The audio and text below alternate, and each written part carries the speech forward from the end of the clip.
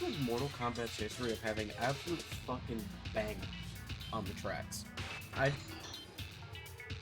I don't get it. We'll go ahead and switch on over to the game screen. Hopefully everything shows up properly. Boy, look at that 3-frame fire. It's just beautiful. We love to see it.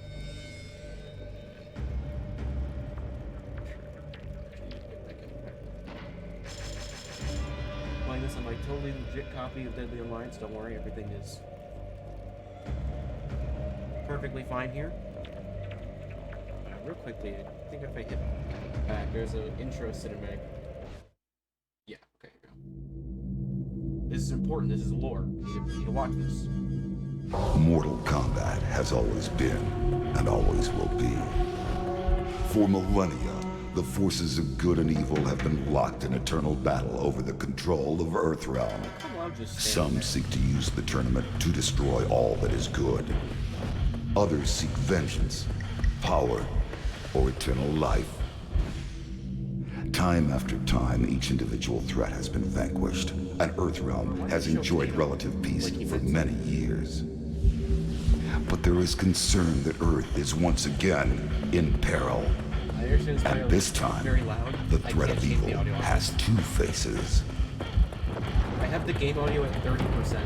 It is now known that the sorcerer Quan Chi has escaped from the Netherrealm. Since his escape, Quan Chi has unlocked the secret of the ancient runestone, discovered the ancient undefeatable army of the long-forgotten Dragon King, and most disturbing of all, formed an alliance with one of our deadliest enemies, Shang Tsung. With their combined strength, they plotted to overpower the only two beings who could prevent their total domination of the two realms. The first was the Emperor of Outworld, Shao Kahn. In a false show of allegiance, they sprung their attack.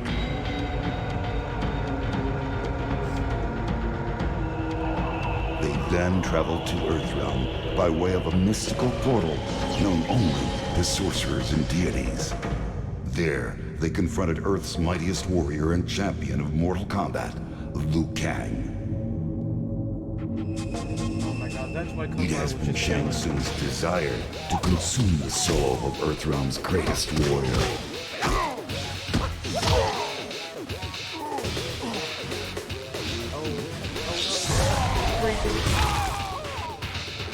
With Quan Chi's assistance, he achieved this goal.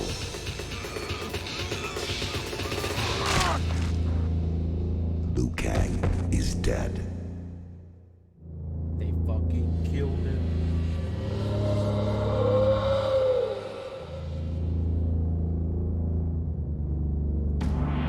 They have since returned to Outworld and are using the souls of conquered warriors to resurrect the Dragon King's undefeatable army. Should they succeed, they will have the means to conquer Outworld and eventually Earthrealm. They will be unstoppable.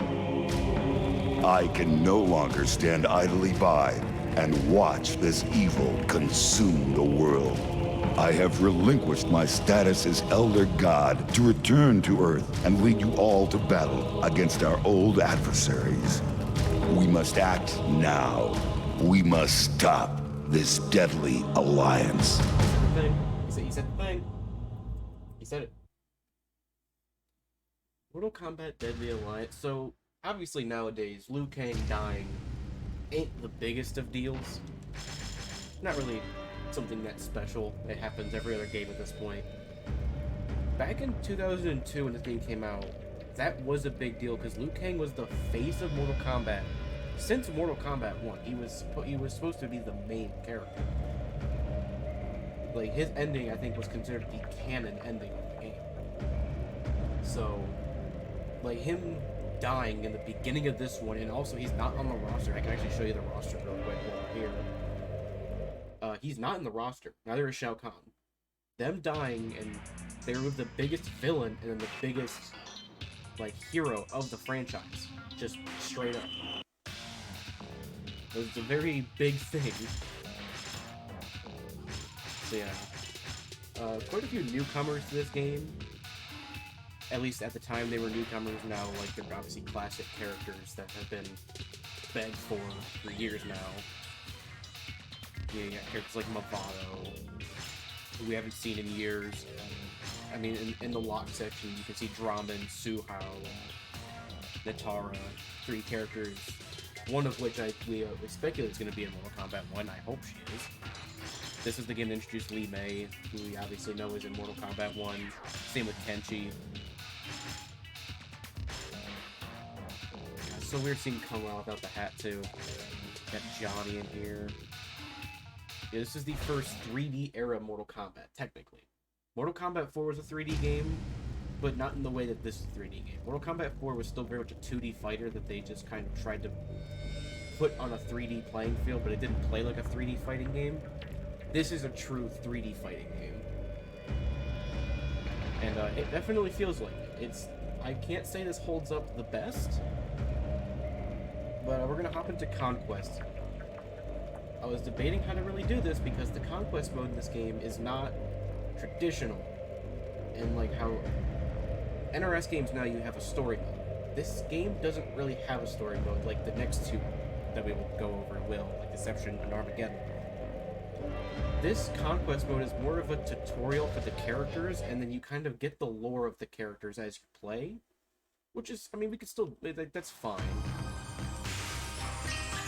It is time. But you're basically doing challenges for all the characters. To begin your worldly training. I have taught you much, but through your travels, you will attain a greater perspective. Remember my words, for they will guide you to your destiny. See, I did play through like the first few missions here, and it literally is just like a tutorial mode for all like teaching you the mechanics of the game, which is fine. The path of every warrior has a humble beginning, and the road to one's destiny is long and traveled. Each of life's challenges brings you closer to enlightenment. Experiences the path to understanding. By completing these many journeys to come, you have gained the strength, speed, agility, and wisdom to master a variety of fighting moves.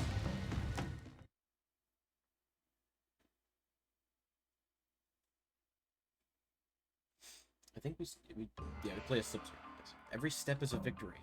How you maneuver in combat plays much a part of your strategy as how you punch or kick. Tapping your control pad, I am using an Xbox controller for this, by the way, because I am playing this on PC. Toward or away from your opponent will guide your movements, as you will see. Step forward to the ninja 3 times, step away from him 3 times. Enough. Even this music's kind of like a little bop here. Do not assume that offensiveness is always the correct path to victory. A hasty retreat can give you the space you need to plan for your next attack. By quickly tapping twice away from your opponent, you can perform a backward dash. Put distance between you and Scorpion by performing 3 backward dashes. It's like a little delay there. You can't do them too quick. That's interesting. It was a few days ago when I tested like this mode to see what it was like, so I don't remember too much about. Honestly, like this game, I tested it out, felt the controls, and immediately stopped. It was very weird to play. Learn and forget. Make the technique a part of yourself before you move on. Learn and forget. That's basically me whenever I try a new character in a fighting game. I learn one, I'm just going to forget the old one. Becoming familiar with the fighting styles of the warrior you have chosen to emulate is very important. Know a fighting style like you would know yourself. Let no attribute escape you. Strike your opponent once with each of these 4 basic attacks to understand their characteristics. Basically just using all the 4 buttons to attack. Yeah, this game is also unique in that you have 2 fighting styles and a weapon style, which we'll see a bit later. Often you perform different attacks with the same button by holding one of the control pad directions at the same time. For example, pressing Y while holding back will execute a different attack than pressing only Y. Strike Scorpion with each of Sub-Zero's high punch attacks. Also, from what I tested, this is not like modern Mortal Kombat, where you can hold back and then press the button. At least, it was in this game, but when I tried Armageddon out, you literally have to press the button at the exact same time. Like, you have to press back Y at the same time to get that in. So it's a bit touchy. One wins battles by making no mistakes. Making no mistakes is what establishes the certainty of victory, for it means conquering an enemy that is already defeated. Very philosophical for this tutorial. Attacks are executed by combining the control pad and attack button will often strike your opponent in different locations. In Sub-Zero's Shotokan fighting style, the X button will initiate an attack to his opponent's chest. However, by holding back X, Sub-Zero will attack his opponent's knees. Trick Scorpion with each of Sub-Zero's high and low attacks.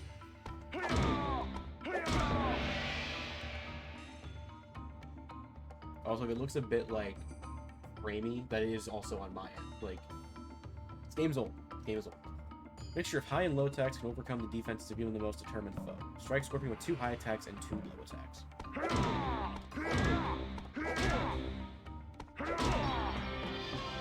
Well done. So I'm sure we'll get into more advanced techniques as we get into the more character-specific tutorials, but for right now, it's very... The game is just teaching you how the mechanics work, because it's a very different thing. Let your rapidity be that of the wind, compactness that of the forest. Let your plans be dark and impenetrable as night, and when you move, fall like thunder. What the fuck? What are these, like, philosophical quotes? Like, what are we getting at here? What are we going for? Let's see. You must learn to let your fighting technique flow from you. Every warrior has potential to effortlessly link his or her moves into one long attack combinations or combos. For example, Sub-Zero can combine his Shotokan attacks 1 and 2 by pressing B and Y in rapid succession. Test your attack combo skills, execute the short form of Sub-Zero's Shotokan combo called Icy Pain. It's teaching you about combo strings. You are indeed a warrior of great skill. You have mastered the technique of combining many attacks into one attack. This knowledge will serve you well in your coming journeys. Now try the full Icy Pain combo move. Excellent. Yeah, I think the idea is every character has essentially a launcher, like a default, like, I think it's usually the back 2 or back 1 launcher. And then you just basically follow it up with whatever, like, their most hitting string is. And you can obviously, there's more to it than that. There's obviously way more advanced combos out there than what I'm doing. A pacifist cultivates good karma. Defense is just as important as offense in the art of Mortal Kombat. A true warrior must know when to avoid contact affairs with the destroyer.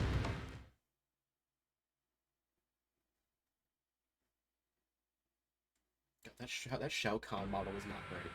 Defensive warrior can block an attack by holding right while his opponent strikes, so right trigger. You must now attempt to block 5 of Scorpion's strikes.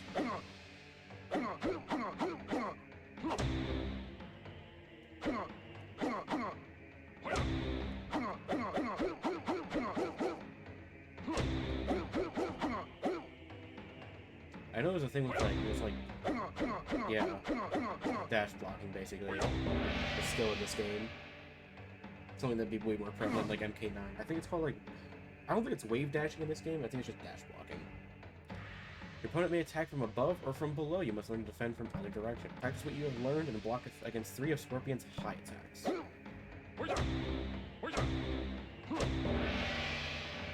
now we do the same for low. Excellent, now block 3 low attacks.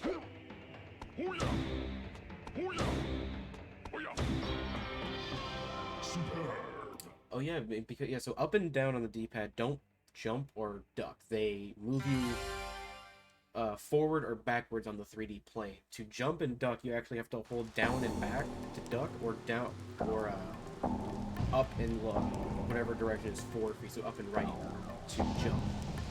Actually, kind of interesting. For you to become a true master of Mortal Kombat, you must learn to attack with multiple fighting styles. Every warrior has 3 fighting styles, each with its own strengths and weaknesses. I think they're just all sitting around a campfire, like he's telling like a little ghost story or something. Sub-Zero's 3 fighting styles are Shotokan, Dragon, and the Kori Blade. It's important to understand the different advantages and disadvantages of each fighting style. By using left trigger, a warrior can instantly switch to another fighting style with a completely different set of attacks and special moves, depending on the situation. A warrior may choose to switch to a different fighting style to take advantage of its differing attacks. Cycle through all of Sub-Zero's different fighting styles.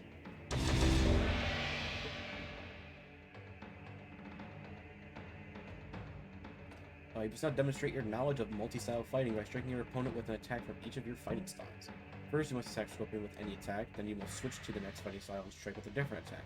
Finally, you must switch to your third fighting style and strike one more attack.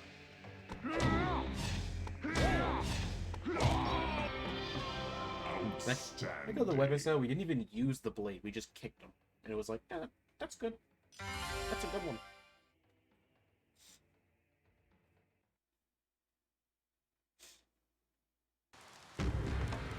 I don't know if there's like a thing for Streamlabs right now, where it's like a new thing. Like, taking a second to pause.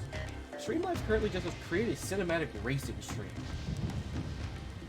Is Streamlabs reading this as a racing game? I doubt it is, but it's just funny that popped up now. If you desire total victory in Mortal Kombat, you must learn to harness the tools at your disposal. I can teach us about weapons? I assume the weapon style. Excuse me.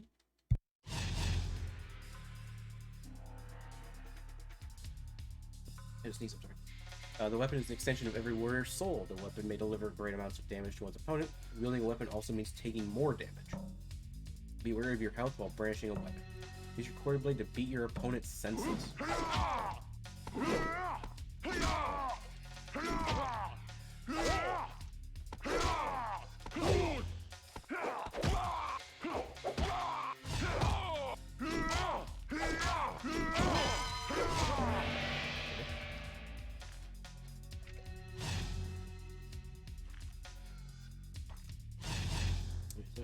Likewise, if your opponent is wielding a weapon, take advantage of his or her increased vulnerability and strike to achieve maximum combative effectiveness.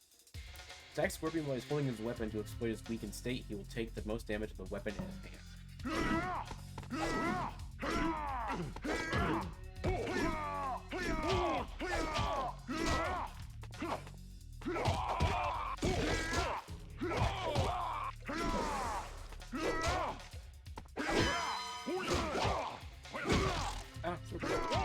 Please. Well done. I don't know any of the combos. I'm sure I could check the combos for it, but I'll probably do that when I get to a character I actually kind of want to play. I don't really know the characters that well. The newer ones, a tree sways in the breeze. By mastering the 3D walk, a dexterous warrior can outmaneuver an attacking foe, avoid external barriers, or force an opponent into an obstacle. Oh god, Cyrax unmasked. Useful 3D walk technique is the evasion. If timed right, attacking opponent can be dodged, leaving him or her open for a counterattack. This method of evasion will require much practice, but once you have mastered it, you'll become a most formidable combatant. Quickly sidestep Shang Tsung's attack as it approaches.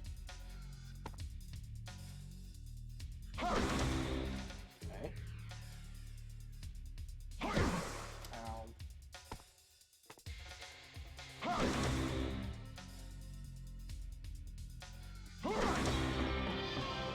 Excellent.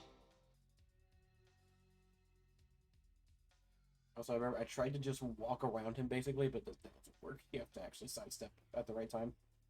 You master the fundamentals of Mortal Kombat, use this knowledge well as you begin your spiritual journey and experience conflict through the eyes of skilled warriors. 40 gold coins, dude, we're rich.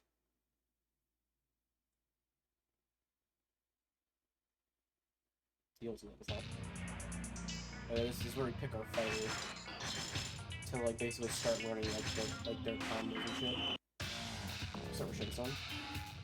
You see, everyone has 10 missions with 218 total Conquest missions. So I assume we do a character, we do some extra missions, we do a character. Stuff like that. Let's just go down the line. We'll start with a return character. Do Shang Tsung first.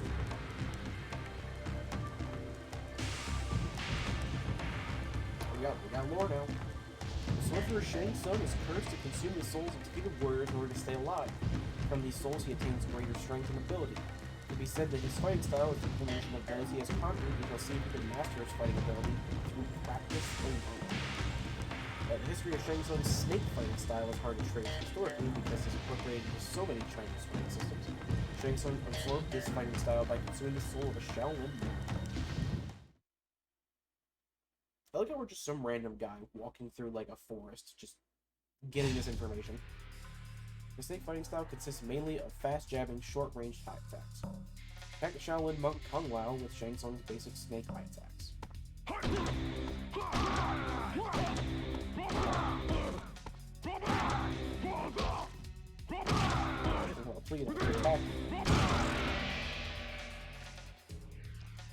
I can't wait for like the last day challenge, like a combo challenge, and I can never do it.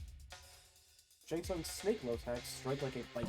Try Shang Tsung's snake basic low attacks.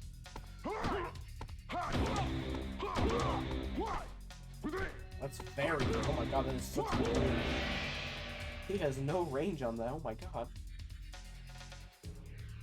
While in the snake fighting style, Shang Tsung can distance himself with his opponents. He backflip escape. The Z button, that being my start button. Or select button, sorry. Seen 3 successful backflip escape moves while in the snake fighting style.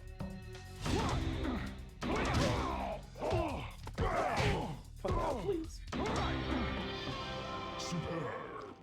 Yeah, every like style has like a little special you can do by pressing that button. Sometimes it's like a defense move, sometimes it's like an offense move. I think for all weapons, you basically just stick the weapon into them. So you lose your weapon style, but they bleed for the rest of the time they have them. Shao Kahn had sent orders to Shang Tsung, commanding the sorcerer to aid him in the battle against the united forces of Edenia and the Shogun. The message was delivered by Reptile, and at first Shang Tsung did not recognize Reptile, for he had morphed into something more primal than in the years past. Shang Tsung mistook Reptile for an assassin and released for its attack. Oh, we gotta fight Reptile here? I assume we're gonna fight Reptile. Shang Tsung poised himself in the crane-style stance. Reptile proceeds to be an offensive move. A battle ensued. Attack the assassin with Shang Tsung's crane fighting style high attacks.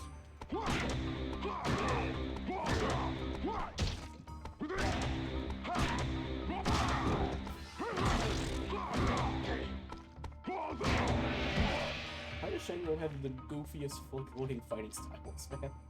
They just could not let him just stand on it. During the fight, Shang Tsung used a crane pop-up attack on the assassin. This attack allowed Shang Tsung to pop Reptile into the air in order to execute another attack. Attack the assassin with the crane wing pop-up attack. Look how Reptile's fighting style is called Hongar. Now attack the assassin with the crane wing pop-up attack, and while he's still in the air, attack him 2 more times with the crane wing pop-up attack.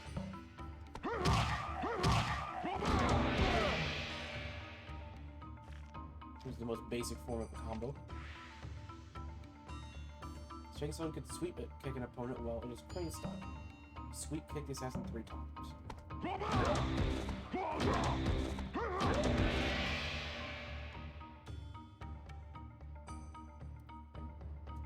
While in the crane fighting style, Shang Tsung can also perform a reversal. This move allows Shang Tsung to catch an opponent's attacking limb in mid-strike long enough for him to counter a strike of his own. He has an attack with a reversal move on the crane style. Okay,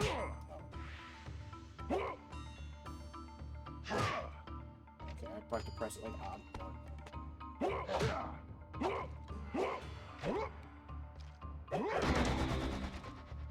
Oh wow, that's interesting. That is so interesting. Shit.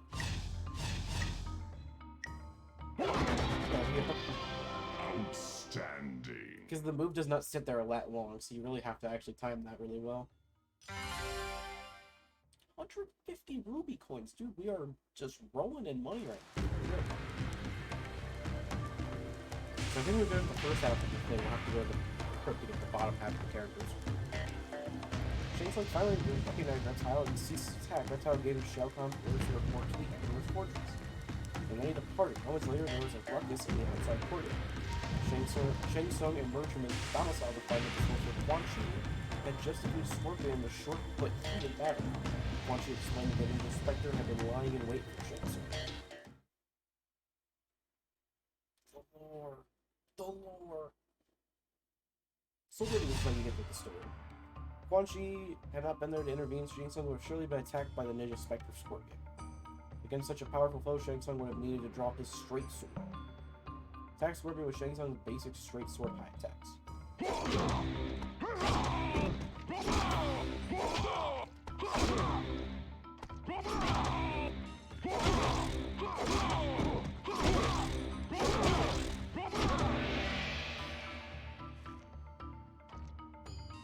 Bowing to me after I kicked his ass.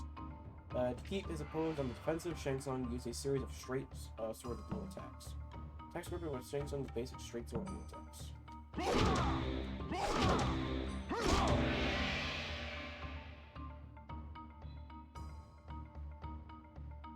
In order to ensure Scorpion's defeat, Shang Tsung would had to impale the ninja Spectre. By setting Scorpion and not retrieving the blade, Shang Tsung would have slowly drained Scorpion's nether essence.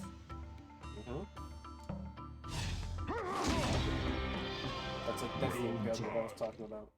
He's just standing there just dealing with it. He's like, this is my fucking life now. Just stuck with this thing. But yeah, the caveat there is you lose your weapon, so you only have 2 fighting styles. Quan Chi had come to Shang Tsung with an offer to form an alliance. He explained in detail the two sorcerers would greatly benefit from each other. If they joined forces, Shang Tsung was no fool to accept the risks involved with Quan Chi's proposal.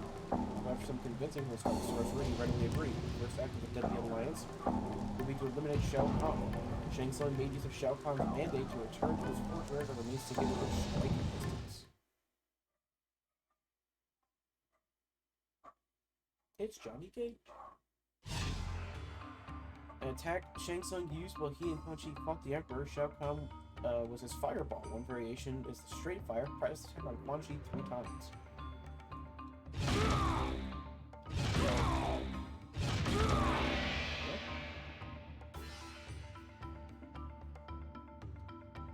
Hit Quan Chi 3 times with Shang Tsung's straight fireball again. That's weird, straight fireball. Quan Chi will not be standing still this time. Really, that's. So he's not standing still, but he's not going forward or back. He's just moving closer and away further. Like fireball attack. Another fireball attack Shang Tsung used against Shao Kahn was just 3D fire. Practice the long range version attack with Quan Chi. What the hell? That's cool.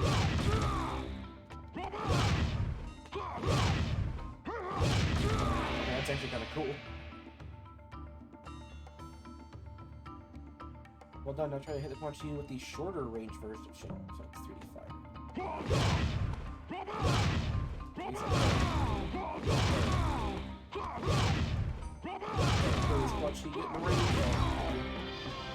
Excellent. Yeah, it's kind of specific. It's very generous, but also like not that generous. At least it didn't have to be precise with it. So that's all I care about.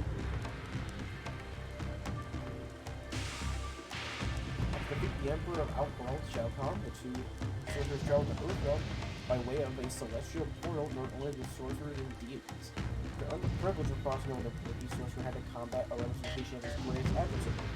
For Shang Tsung, the opponent came in the form of Quan Chi. So we have to do like an actual fight now?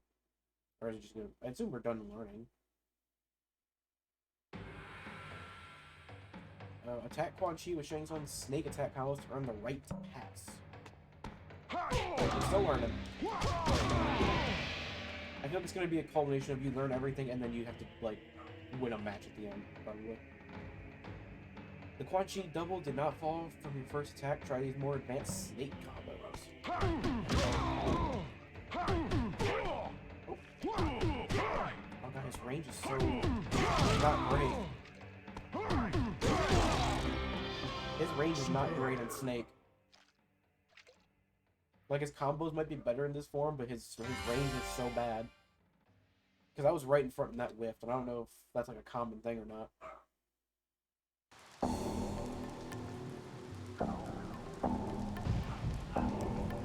Shang Tsung and Quan Chi had traveled to Earthrealm to seek out Shang Tsung's nemesis, Liu Kang. As Shang Tsung was Kung Lao, Shang Tsung was able to approach Liu Kang while he was practicing his meditation practice. In the fight that ensued, Shang Tsung had almost lost to Liu Kang's blade. Out of nowhere, Quan Chi threw a Shaolin monk through the Yeah, he just threw a whole monk at him. Threw the Shaolin monk off balance and made a surprise attack, and gave Shang Tsung the moment he needed to kill Liu Kang. Liu Kang's not in this game, so we're probably not going to fight him. We're probably going to fight Quan Chi again, aren't we? Oh, Raiden! The other god Raiden had witnessed the battle from the heavens and decided to return to Earth to combat the Deadly Alliance. Attack Raiden with these crane fighting styles.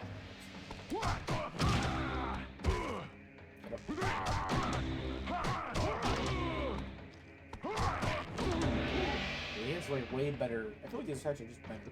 Like Crane is just a better style. Well done. Let's see how you fare with some more complicated combos. Oh my god.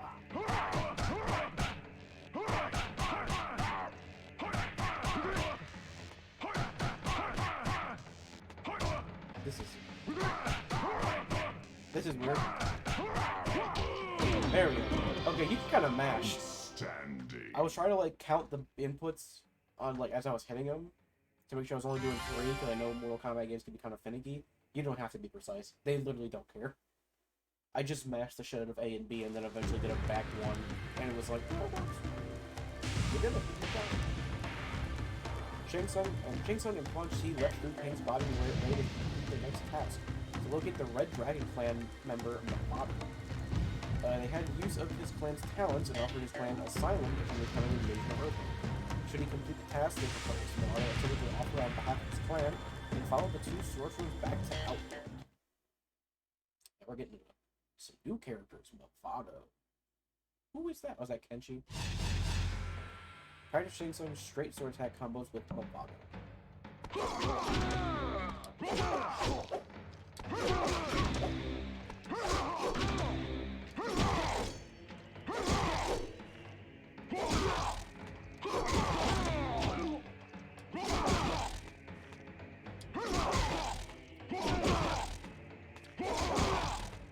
It's not working.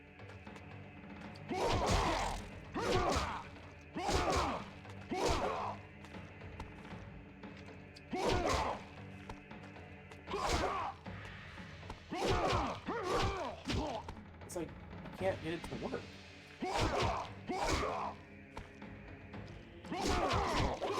Oh, there we go.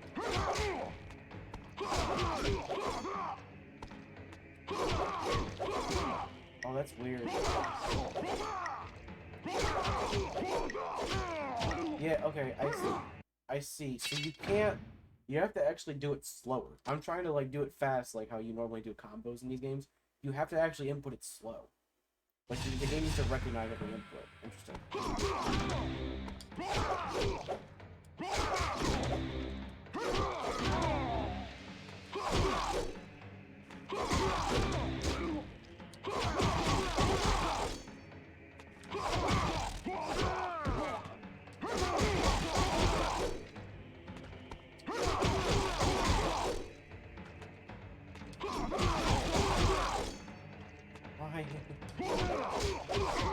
There we go.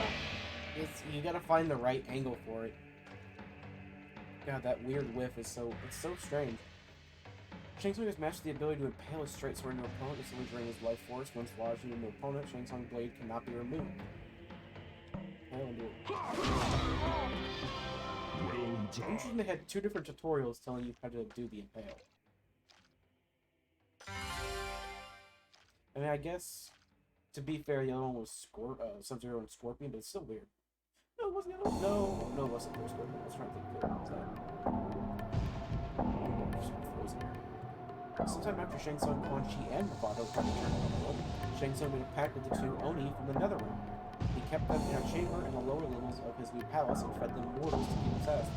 In the next event, in the event that Quan Chi betrayed Shang Tsung, he would release the vengeful Oni of One. Talking about Draman and Moloch, I believe. Who are characters that only made an appearance in this game. Yeah, Draman. Linking multiple fighting styles together into a one-long combo, Shang Tsung can more effectively combat his opponents. Practice Shang Tsung's style branch combos on the Oni Draman. This one starts in the snake style and goes into the crane style.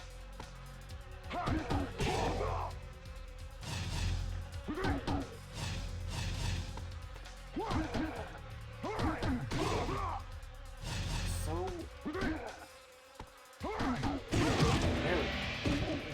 So it's just finding that right angle to do it. Execute the same combo on Draman. This time he will fight back.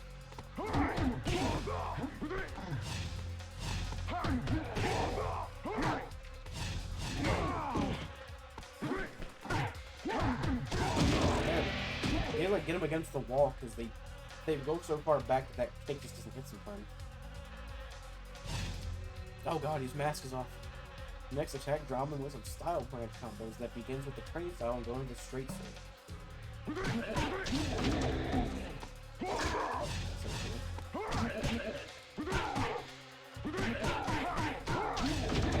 Again, I'm just mashing the shit out of the buttons. It does not care if you're precise or not, which I like. I'm glad it doesn't care. Execute the same combos on Drama, and this time he will fight back. He's still fighting back.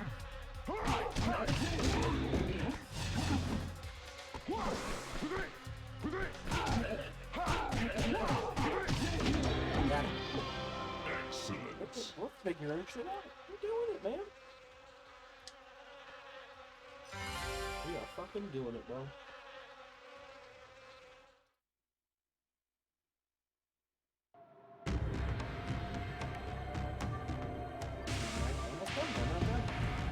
Shang Tsung had survived for centuries by stealing the souls of warriors. Once Shang Tsung had performed the Soul Steal move, it was said that he absorbed some of his victims' attributes as well as maintained his youth. So basically, I'm just gonna learn how to do Soul Steal and like what it does. I assume he has that. Gotta have that movement, right? He gained full health by stealing some of Quan Chi's life force 3 times.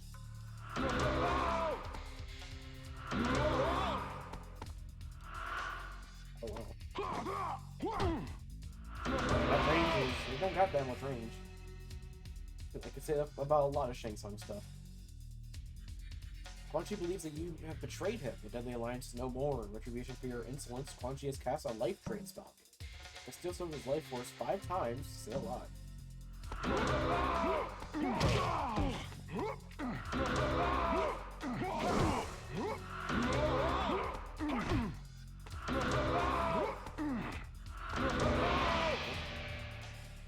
I was saying there's like a delay to it. Okay. Impaled the infidel Quan Chi with Shang Tsung's straight sword.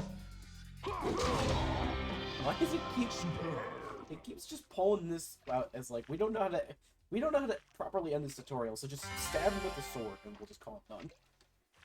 It's so weird. There we go. Last Shang Tsung mission. Most impressive, you have learned much through your journey. You have mastered many fighting styles and beaten many opponents, but there is one opponent you still need to confront. It is one thing to defeat a foe that does not share your thoughts. It's a completely different situation when confronting a foe that can anticipate your every move. The final test will face a mirror image of Shang Tsung. If you win 3 out of 5 matches, you will have completed your training. 3 out of 5? What the hell? That seems like a lot. Kung Lao Morning Luke. Round 1. Fight! Win 3 out of 5 matches in a duel to the death.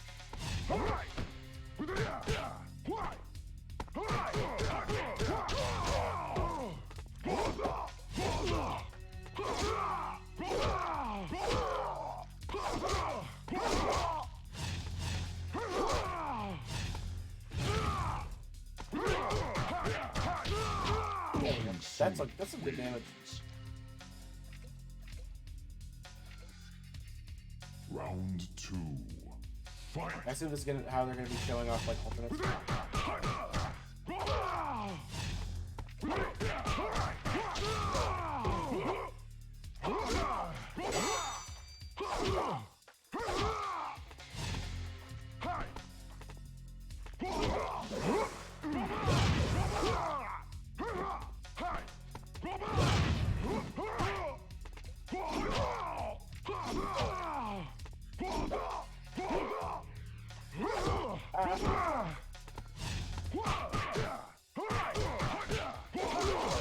Shit.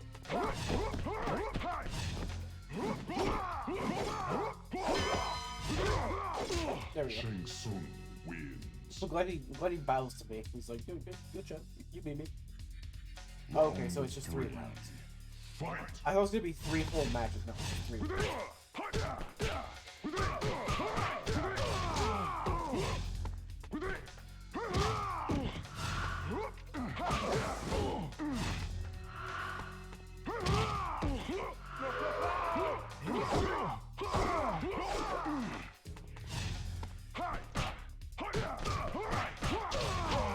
See that combo they taught me, just keep getting that high enough damage.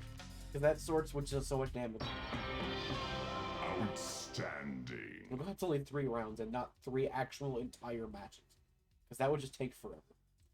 Congratulations, you have finished your training. This journey is complete, but the road to your destiny is long traveled and there's always more to learn. 300 jade coins. Nice. Oh, that's cool. Like, that's cool. That tells me who I completed. It's the Bo Right Show. Bo Right Show. An infamous character for all the wrong reasons. I personally don't hate him as a character. It's definitely very just child humor, but like, it's very childish, but it's okay.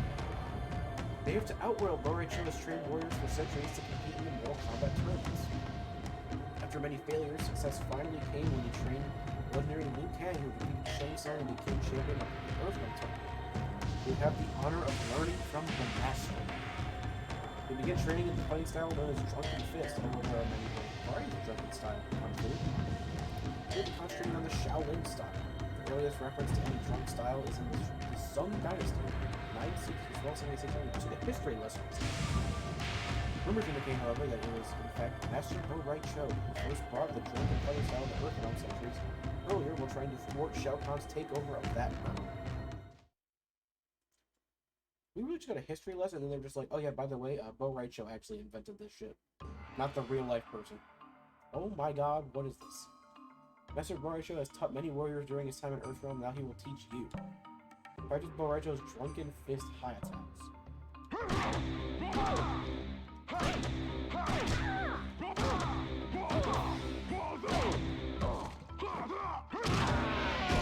What in the fuck is this? What is his idle stance?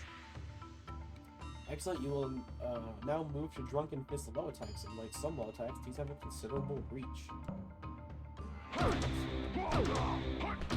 Sure do. I know the Shang Tsung's, that's for damn sure. While in the Drunken Fist fighting style, Master Bo Right Show can taunt his opponent. This move is not only intimidating, but can also rejuvenate some of Bo Right Show's health. 2 successful taunts. There's no shot.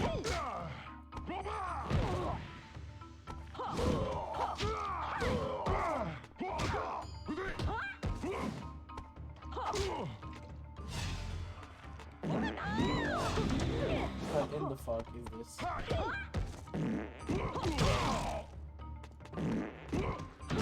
just want to hear the sound anymore. Well done. I just don't want to hear the sound effect anymore, man. Thank you, Bo Right Show. What a fucking character, man. They thought they were cooking with that one, huh?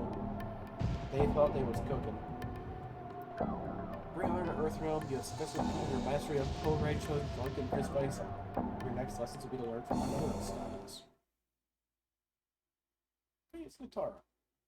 Let's hope we actually get to see her in a trailer tomorrow. That'd be so cool.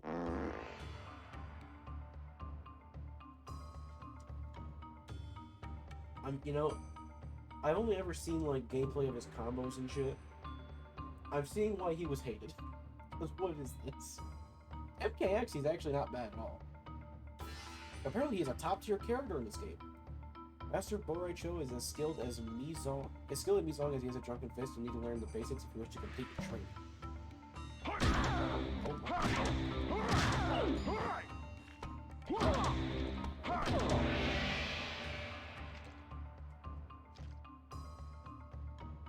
Master Bo Right Show uses the Mizong style to pop his opponents into the air long enough to execute another attack.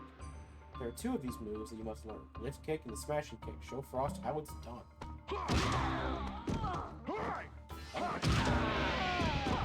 Also, he's got 2 different launchers. That's actually kind of nice. Good, now for something a little more complicated. Attack Frost with the Lift Kick, and while she is still in the air, attack her with 2 more Lift Kicks. Cross may be an able fighter, but she is still learning. Teach her a lesson she will never forget.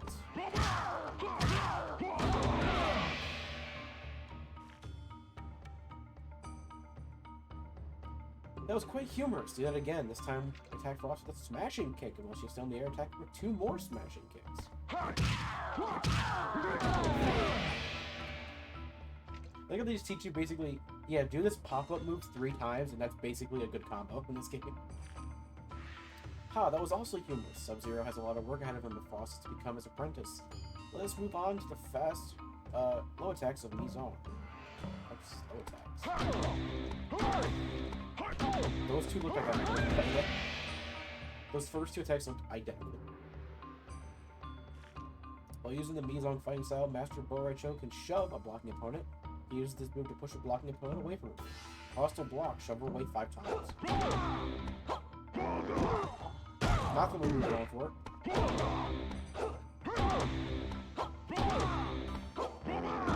Again, not what we were going for. I should jump. Also, yeah, what's interesting is Frost. We know in modern games is basically just being angry at Sub-Zero, no matter who Sub-Zero is, and at all times, because she feels she's not being represented. In this game, she's actually like a good guy who's just a Sub-Zero apprentice. Jojutsu is the Japanese art of the short staff. It was first used by Musu Yonosuke in the early 1600s after his loss to his swordsman Miyamoto Musashi. Why are we getting history lessons in this game? It's so good.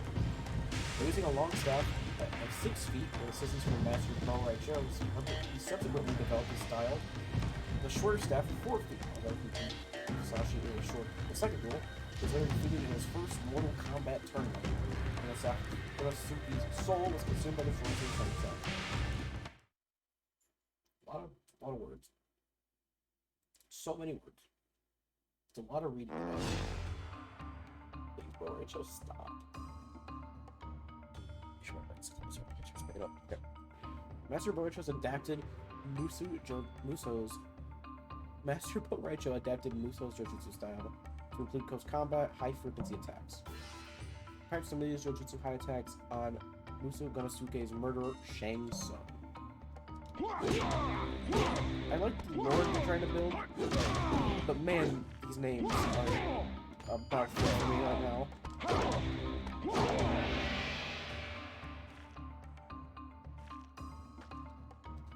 Master Boraicho uses his Jo to pop up his opponents into the air long enough to execute another attack.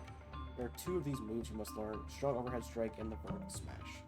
Give Shang Tsung a good pounding in the name of all that is good.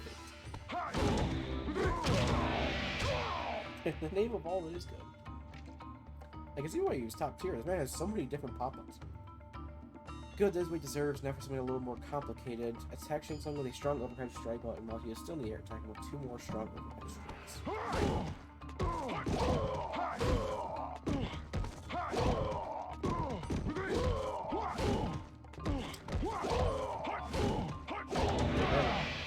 That does not feel like it should bounce. It does not feel like it should work at all. That was quite satisfying. Try that again, but this time attack Shang Tsung with a vertical smash to pop him up into the air 3 times.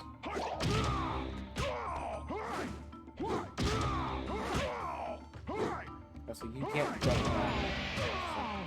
The way they land, oh my god. Just land on his neck.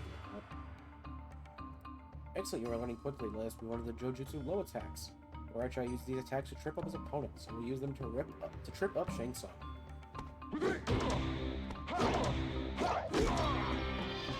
Also got some good range. Yeah, he just has like good range and good pop-ups, it looks like. Weird character, but I can see why he's probably considered higher tier in this game. Especially just going from Shang Tsung to this. Like, I could see. You master all 3 of Boraicho's fighting techniques. Now you must learn to combine those attacks for more effective sparring. Earthworm Kung Lao will spar with the master as he teaches you these combos. Kung Lao, huh? Kung Lao. Begin with combos in the Drunken Fist style. Twist of lime on the rocks. Of course, there's alcohol. There's alcoholic drink names. Of course. Very powerfully done. Surprisingly, Kung Lao's hat remains firmly planted on his head. They finally addressed that, huh? Master Bo Raicho uses his next combo called the Creepy and Jugs to push his opponent away from him. What are these names? I get it, it's alcohol related, it's Drunken Fist, but what? You've done well, let's keep the pace in another round of Drunken Fist combos. Zero tolerance. Staggering steps. Like they're slow combos, but they hit like a goddamn truck. I think that's the whole point. He's supposed to be like a slower character who just hits really hard.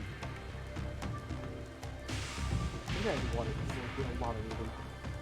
You have mastered some of Bo Raicho's Drunken Fist combos. You have impressed the Outworld Master enough that he wishes to show you 2 sets of combos in one lesson: Mizong style and Jojutsu style. I wonder if in the NRS timeline if Bo Raicho is still an Outworld resident. I wonder. Okay, with combos in the Mizong fighting style, Mizong has only 2 pop-up combos. Power combo will lift your opponent into the air long enough for you to execute another attack. So execute these combos that end in a pop-up.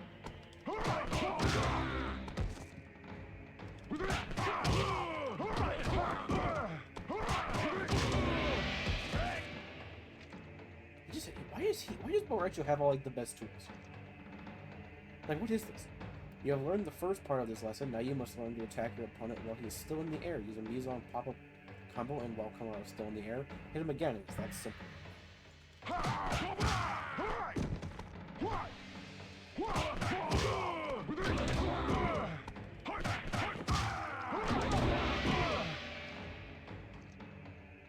Yeah, he just has like some really easy combos.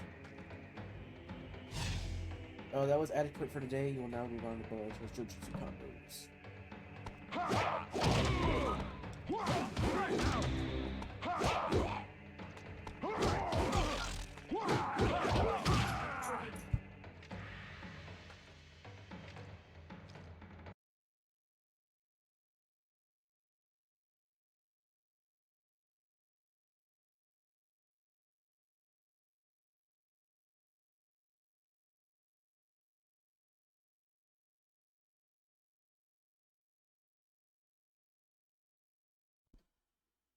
Sorry about that. Gotta get my dog in for the night. Here we go. What were we doing? Rolling with. Just look at the combo name and I forget that his combo names are all just a bunch of fucking jokes. Nope. Yeah, you really just can just mash. There's like no specific to it. Surprisingly, the hat stays on his head at the moment. Why is... They really they're really making the joke that Kung Lao's hat never falls off him. They could have easily just used his default skin, where the hat's on his back. But no, they wanted to use this. I'm more impressed with the fact that, I'm more impressed with that fact than your fighting skills. They're supposed to perform Master Bo Raicho's splitting bamboo pop-up combo. Begin now. Why do you think this simply doesn't gonna be like a tough thing? Okay.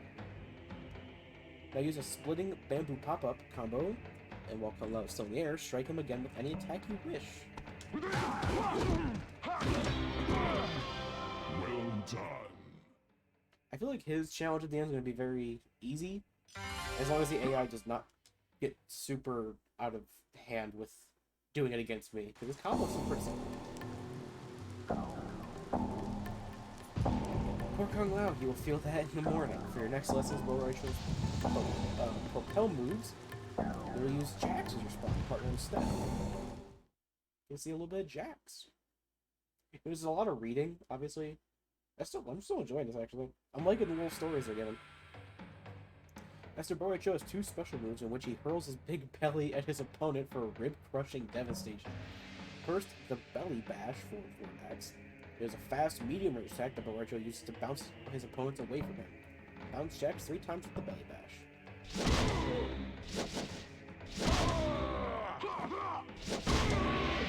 Why does that feel like... That feels like very Patrick from SpongeBob, I don't know why. Haha! I love that move. Jax does not, however. He will not allow you to attempt the belly bash again. If he can help it, you must execute 4 more belly bashes to complete this lesson.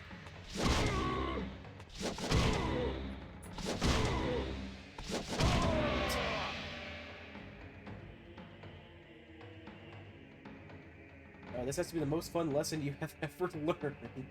I enjoyed just watching it. Let us move on to the next humorous attack, the flip-flop. It's a short-range attack that, well, you will see. Crush Jax with the flip-flop attack 3 times. Oh, that's his, he has this move in MKX. I think they're called, like, monkey flips, I think? Yeah, he has that in MKX. It actually is really cool. Like a clown in a circus, is it not? I am beside myself with laughter. Unfortunately, Jax does not think it is so funny. He will punish you this time. Boruto's flip-flop attack should shut him up. Press the crybaby 4 times with the flip-flop attack to complete this lesson.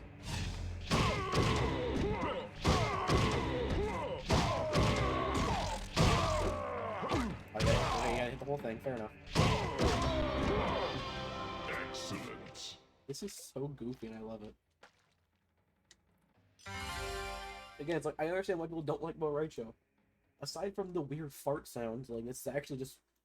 He's actually, like, not a bad fighter at all. Jax is quite angry with you and will no longer spar. This is acceptable. There are other warriors willing to assist you in your training. Princess Katana will fail. So this is just Bo Raicho pissing everybody off so they don't want to fight with him anymore. It's basically what it sounded like. Next lesson will be to learn Bo Raicho's ground stomp. This move is unblockable and causes damage to those warriors who have their feet planted on the ground. Attack Katana with 2 ground stomps. Yeah, we did this against Frost accidentally.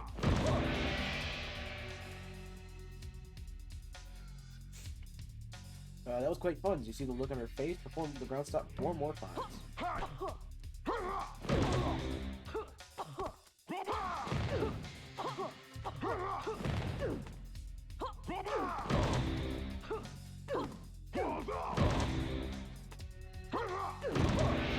him.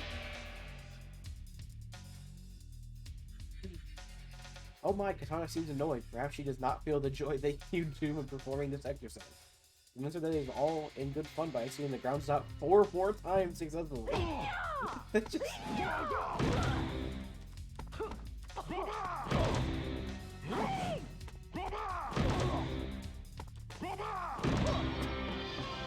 Episode just keep doing the same move over and over, but the AI gets a little bit smarter, I guess. I don't know, it's weird. That was such a weird thing.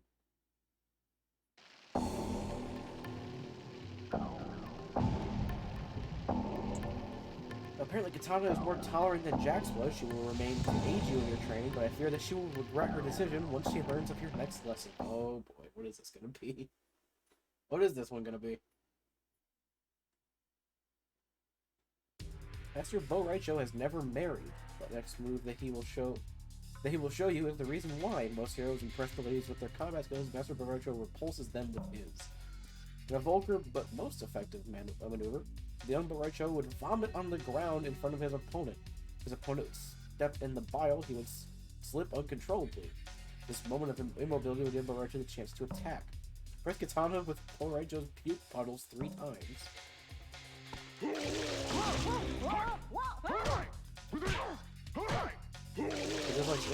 It's like a very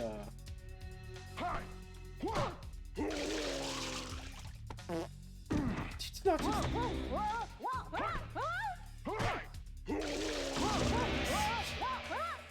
There's no way he farts when he jumps, dude. What is this character? That was quite fun indeed. Did you see the look on her face this time? As expected, she was unamused. Catch her with a puke puddle 4 more times. I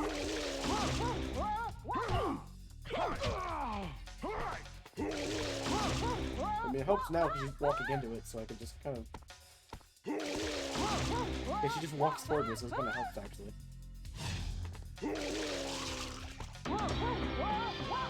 Outstanding. God, man. Such a fucking... I mean, I should probably enjoy this when we can, because... I feel like, probably besides Johnny Cage, we're not gonna have as entertaining a character coming up. Tom has left the building. Kung Lao has finished his meal and is ready for more endurance training. Your next session will encompass learning style branch combos. Am I ever just now getting the style branch stuff? On mission 9 is interesting. They can spend a whole mission doing ground pounds.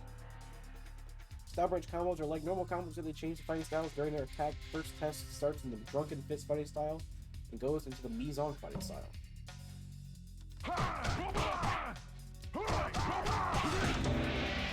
Interesting.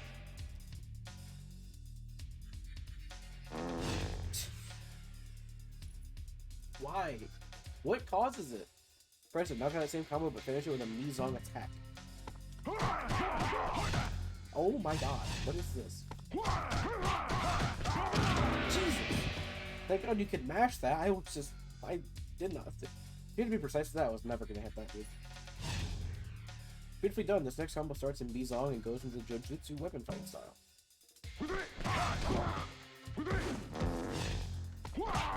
Okay, we just a drunken fist. You fuckers. Okay. Great. Excellent, but this next combo should prove to be quite challenging. Let's first start in the drunken fist style, change to mise-en, then finish in the Jujutsu weapon style. Oh my god.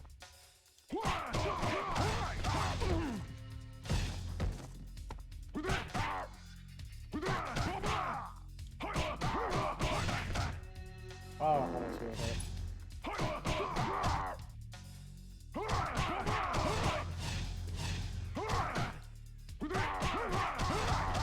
Oh, almost.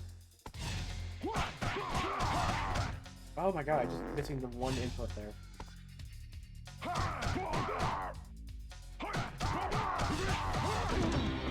Yeah, I just mashed the shit out of the buttons and hope they came out. Thank god. Actually, like, kind of a tough combo there. It's just like this old, like how you kind of feel the age of this game with how tough the time, like how strict the timing can be. Most impressive, you have learned much from your journey. You have mastered many fight styles and have beat many opponents, but there's still one foe you still need to confront. It's the same thing. Okay, it's the same thing. Mirror match with Boraicho. Win 3 out of 5 rounds. Sounds not too bad. Round 1. Especially for Boraicho, because he actually has some good ass fucking moves.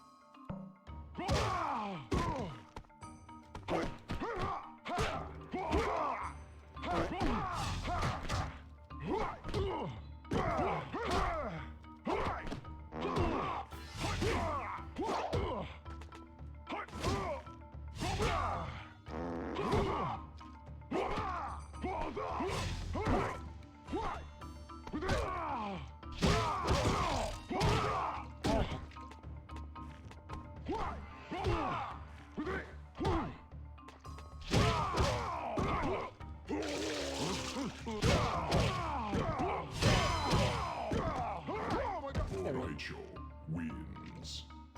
Just want to get off his character, to be honest. Round 2. Fight! Please, Boraicho.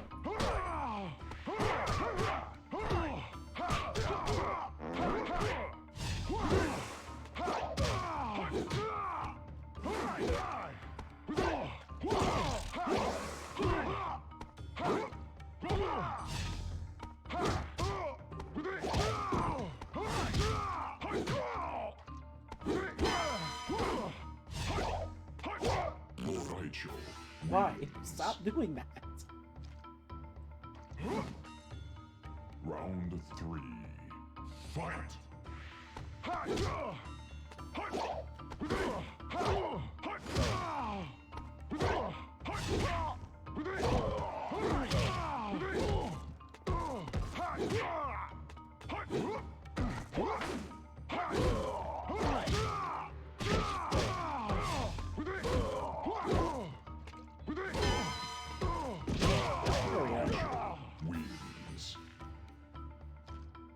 Like I was talking so much about, oh, you got really good pop-ups and actually pretty strong combos. I forgot all of them when I got here. I'm not gonna lie. I forgot every single one.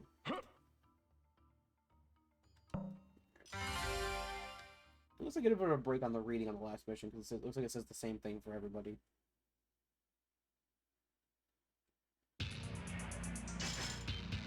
one of the other half of the Deadly Alliance then. Quan Chi. God, why is that fucking character select theme is a whole ass bop. That is really good. Okay, I see that's an hour to only do 3, like, not even do 3 characters. This is gonna take a minute. The story for Quan Chi is as vile as they come. His combat skills come from a great understanding of sorcery rather than from actual training or practice. You will not be fortunate. You'll not be as fortunate on this journey. You will have to learn the hard way. The first of Quan Chi styles you must learn is Tang Soo Do. Tang Soo Do is a relatively modern Korean martial art developed by Quan Chi. It is a combination of several arts, which Quan Chi started during his life. These arts included Subak-do, Korean, Tai Kyun, Korean, Tang method, Northern Chinese, and Southern Chinese specified. Is this like the actual history behind these fighting styles, like the real fighting styles in this game? Because if so, that's actually really cool. Scorpion had brutalized Quan Chi while they were both stranded in the 5th plane of the Netherrealm. And the Ninja Spectre drew strength from that realm, whereas Quan Chi's sorcery weakened. Quan Chi had relied on his most basic of attacks to fend off Scorpion's assaults. Prepare yourself, Dark Acolyte, for you're about to train in Quan Chi's Tang Soo Do basic attacks.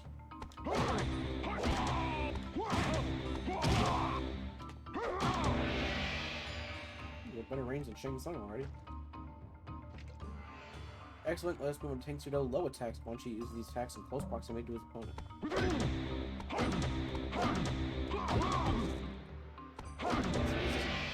Basically, he doesn't have great range in his lows. At least in this one. Well done, Quan Chi has a knack for reversing his fortunes. Seems like a devastating blow eventually turns to his advantage. Calls his sorcerer's luck. This dark fortune also applies to his fighting ability. When an opponent strikes, Quan Chi can perform what is called a reversal to get the upper hand. Counter 3 attacks from the Infidel Scorpion with Quan Chi's reversal. Same thing, just gotta time it better.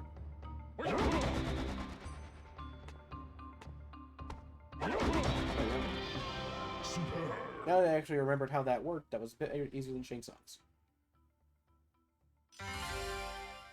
God, Quan Chi looks so, like... At least his face. He looks very thin in the face in this game. I feel like they never really... They kind of strayed away from that a little bit in this later.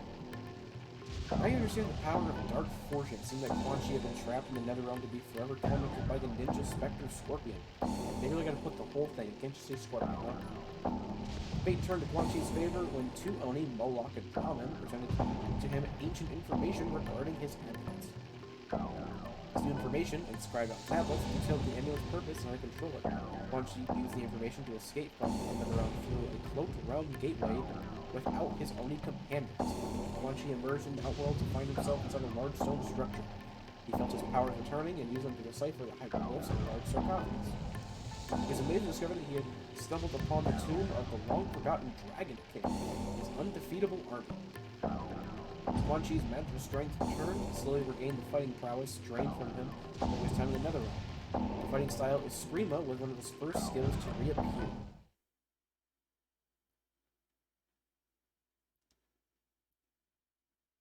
That's the wrong one. Okay, it's drama again. Practice Quan Chi's basic is Screama attacks on the Netherrealm Oni drama.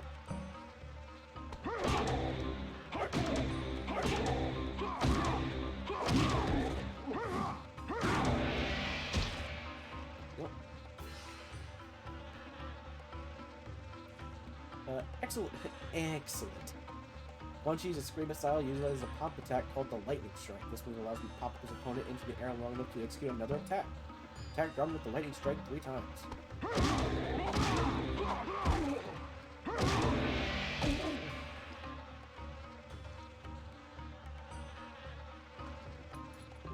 Love this training.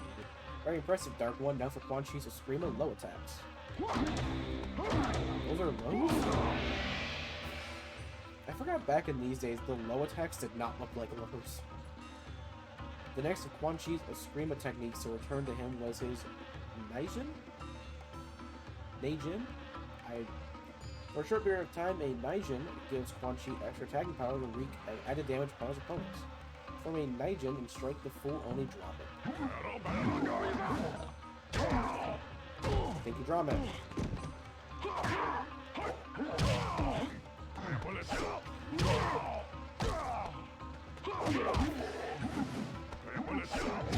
Please, Robin.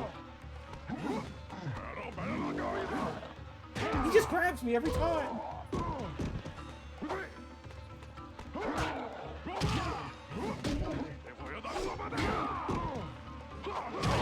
Please.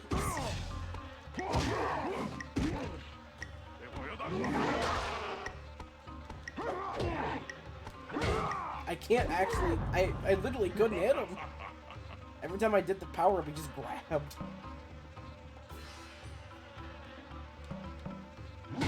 Oh my god!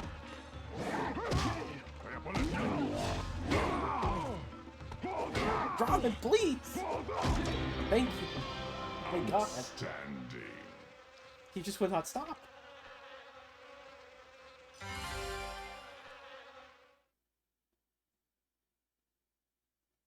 We're in the Valley of Pain now.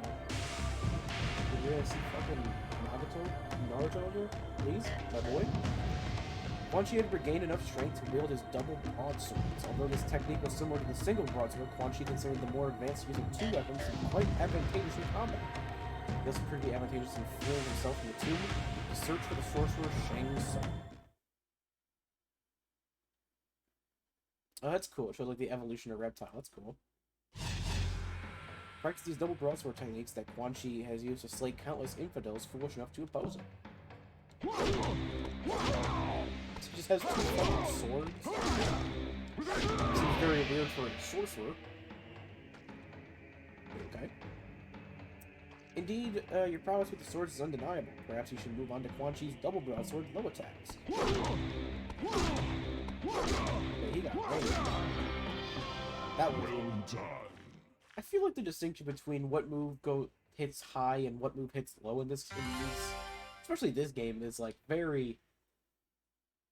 If you don't have the game tell you it's a low attack, you're never gonna know.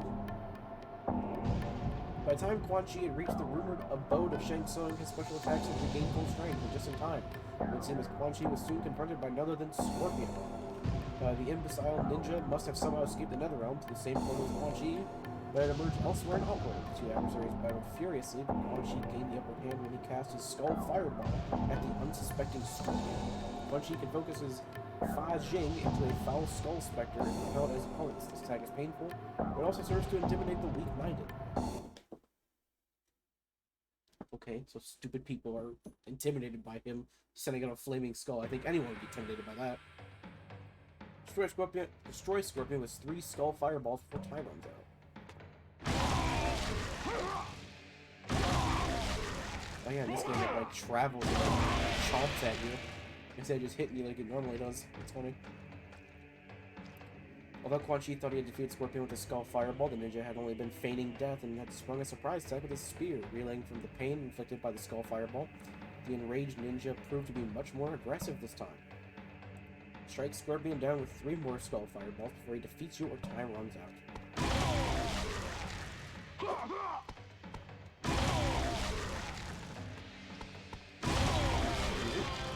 Excellent. I guess it is nice to have a mode like this to, like, not just, like, you don't have to just lab the characters in, like, a practice mode, but you actually get to, like, the game teaches you how these characters work. And all, like, their new or returning moves and stuff like that. But Quan Chi had blasted Scorpion with his Skull Fireball multiple times, he finally resorted to his Rising Star kick, and sent Scorpion flying backward into a moat of acid that surrounded the courtyard. A short time later, Shang Tsung emerged from the doorway to applaud his fellow sorcerer's victory. Shang Tsung had not interfered with their battle, and remained inside his home until the combat had ceased. Scorpion's demise in the acid bath led Shang Tsung to believe that Quan Chi had defeated Scorpion with a lucky shot. Special attack that sent Scorpion hurling into the acid bath is called the Rising Star Kick. It's a pop-up attack that can also be used to dodge projectiles. It's interesting that this is called a Rising Star Kick when that's basically what Johnny's move is nowadays. Rising Star is usually Johnny's shtick. Quan Chi tried to propose an alliance with Shang Tsung, but Shang Tsung did not believe that Quan Chi was a worthy ally. Show Shang Tsung that Rising Star special move that Quan Chi used to defeat Scorpion. Done it 3 times. Oh.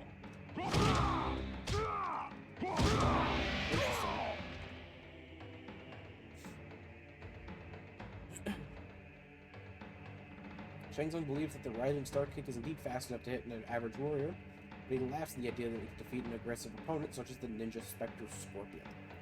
Show the infidel that you are a warrior worthy of a deadly alliance. Kick Shang Tsung 3 times the Rising Star before he defeats your time runs out.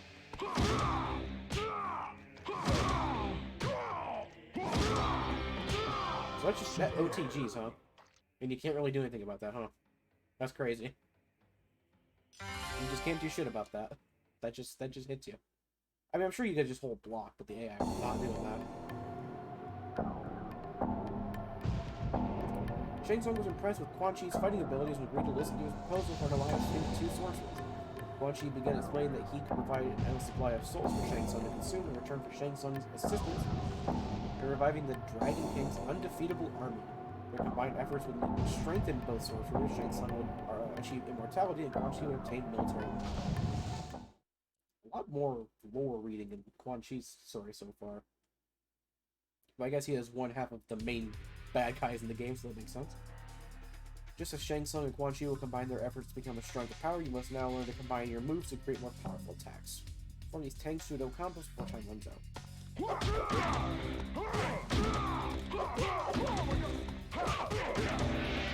Okay.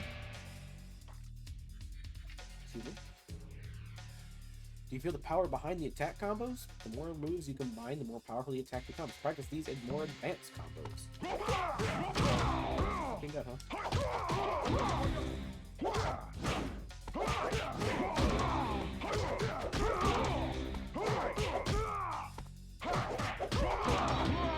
Nice. That one completed before the last hit even went through, so the game just kind of knew that was going to go. That's cool, I guess.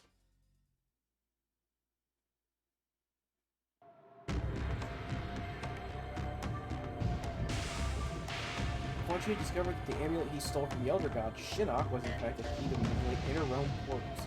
Quan Chi pledged to unlock a portal to the heavens to allow Shang Tsung to feed from the limitless souls of that realm. In return, Shang Tsung agreed to transplant the souls of defeated warriors into the mummified remains of the Dragon King's army. The handshake to seal the unholy pact, but then the alliance was formed.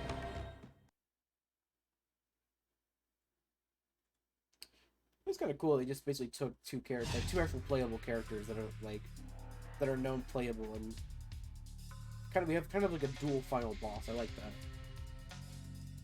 Quan Chi can also combine attacks in the Eskrima fighting style. Practice these Eskrima combos before time runs out. That's it. Okay. A lot of options here in this style. Most impressive, you'll serve the Deadly Alliance well. Let's see how you fare with some more advanced Eskrima combos.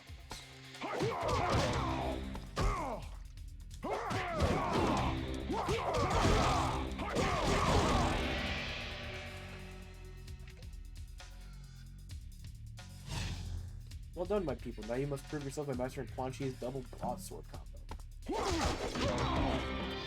He has 1 combo in this. Interesting.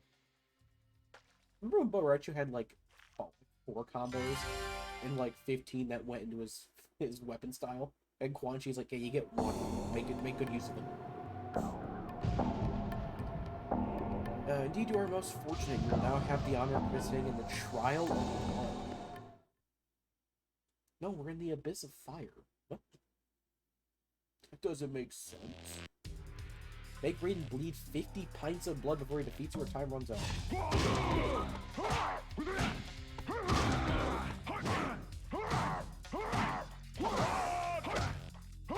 Try to remember the combos.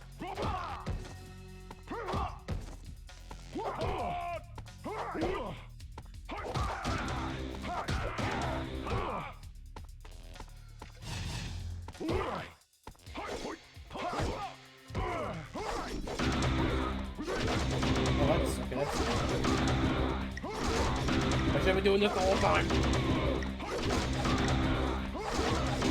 Come on. No shot. just restart. I should have just been doing that the whole time. That's the best way to get damage, it looks like. Oh my god. Like, I could do combos, but I mean, why do that when I can just do this?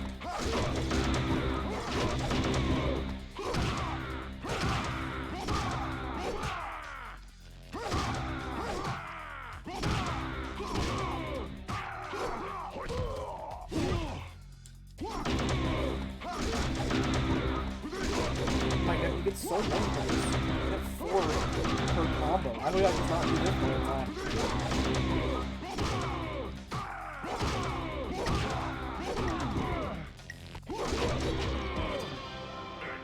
What was that challenge? That was such a weird challenge. I guess that works though? Sure. That's so weird.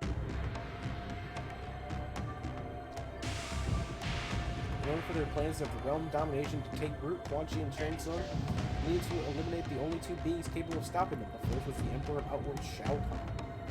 Shao Kahn had been weakened by his defeat during the Earthrealm invasion and Princess Katana's military force, but causing an incredible strain on his remaining power. Under the pretense that they would aid the failing Emperor, they gained entrance to his throne room and spun an attack. In a spectacular battle of brute strength and magic, Shao Kahn was defeated. It's funny how Shang Tsung's holds, like, his lore, the entire, like, he started with the killing of Shao Kahn and then worked our way into the other stuff. Quan Chi, we just fast-tracked right to it, just like he went from, okay, he just, started the alliance, okay, Shao Kahn's dead, keep up, come on. Now, Dark Acolyte, you must learn to combine Quan Chi's fighting styles with longer, more powerful attack combinations. Begin with this combo that starts with Tang Sudo fighting style and changes into the Eskrima fighting style. Okay. I'm not gonna remember any of this.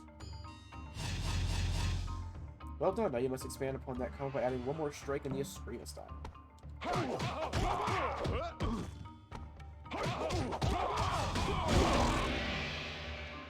Oh my god.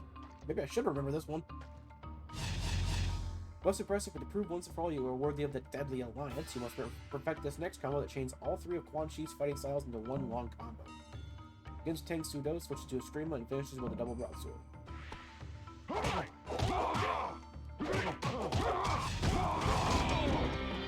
36, that's not bad.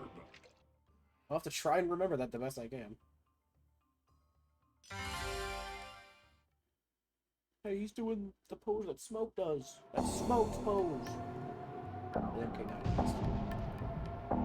most impressive, you have mastered Quan Chi's fighting style, special moves, and combo attacks. You'll be a great asset to Quan Chi and Shang Tsung. Yeah, but there is one more test you must pass before serving the Deadly Alliance. There's one more foe you must confront. After slaying the Emperor Shao Kahn, Quan Chi and Shang Tsung attempted to travel to Earthrealm by the way of a celestial portal known only to sorcerers and deities. While Quan Chi was able to close the portal his amulet, he could not use the artifact to control it. To earn the right to pass, each sorcerer would have to create a recitation of his greatest adversary. For Quan Chi, the challenge came in the form of himself. Oh, interesting. It's funny they're actually trying to do a lore reason for, like, the mirror for this one. Round 1. Fight!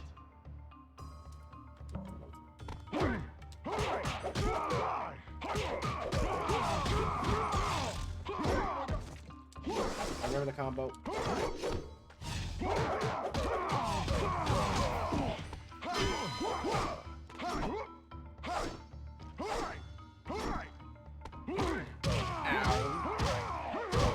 What is that?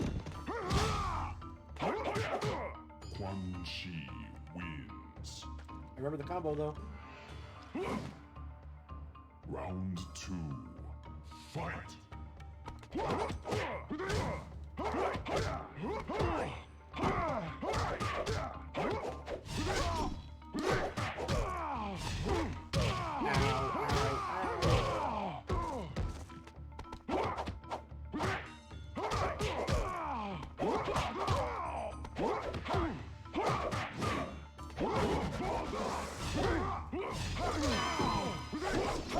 Quan Chi wins.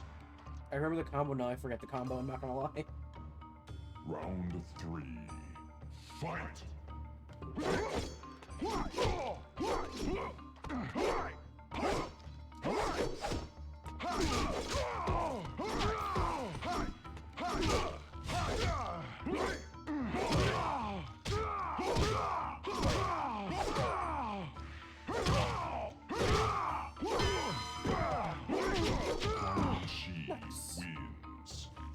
flawless victory. That's a flawless? The first one we got. Outstanding. I thought he hit me at least once on block. Interesting. Nice. Quan Chi done. The Deadly Alliance is done. The two bad guys are done.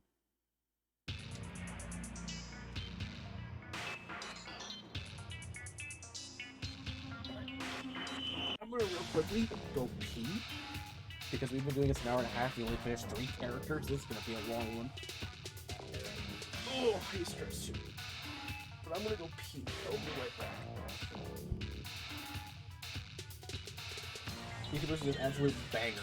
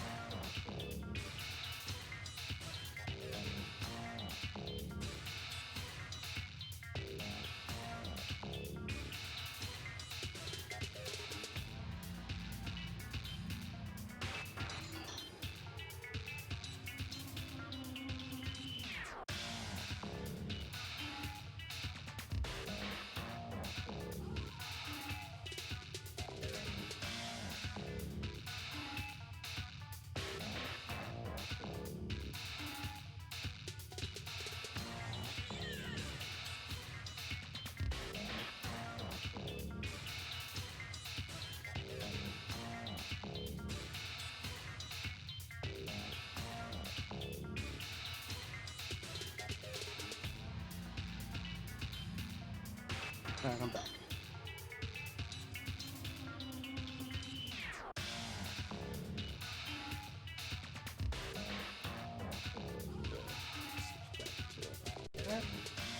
Banger time over. Now we're on Lee May. Whew. We have, what, 12 characters here that we can do before we have to go to the crypt to unlock more? So when we're done with the Conquest mode, I will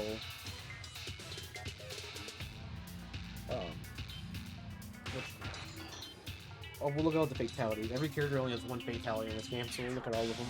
I'll probably do the same for Deception and Armageddon. Alright, good. If I sound out of breath, I have to run up and down the stairs for that one. Run upstairs. Key right now, so I run downstairs. Alright. Back to lore. Although quite young, Lee May grew up in the presence of a martial arts masters and could hold her own in a fight when Kano's troops invaded her homeland under the banner of the Deadly Alliance. She fought bravely and bested many of Kano's men. She defeated Kano himself had Quan Chi not interfered. Aji Quan is a 500-year-old Chinese art meaning 8 extremities fist. Primarily a close-range style, Bajie Quan uses all 8 extremities, such as the hands, shoulders, elbows, hand, feet, back, hips, and knees. Bajie Quan is actively being taught to the Taiwan military units. Okay, good for you, Taiwan.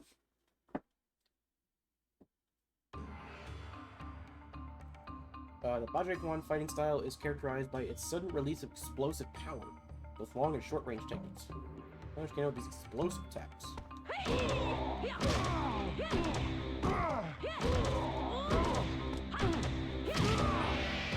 Again, she's got a lot of launchers. I like his costume. Then I just like purple, so. Excellent, you're learning quickly. Let's move on to Bajie Quan's low attacks. The attacks are quite effective, however, they are only for close combat, so they don't have good range. Wait, oh my god. They are very quick, holy. While in the Bajikwan fighting style, Li Mei can taunt her opponent. This move is not only intimidating, but also rejuvenates some of Li Mei's health. Using Li Mei's taunt to regain full health. Look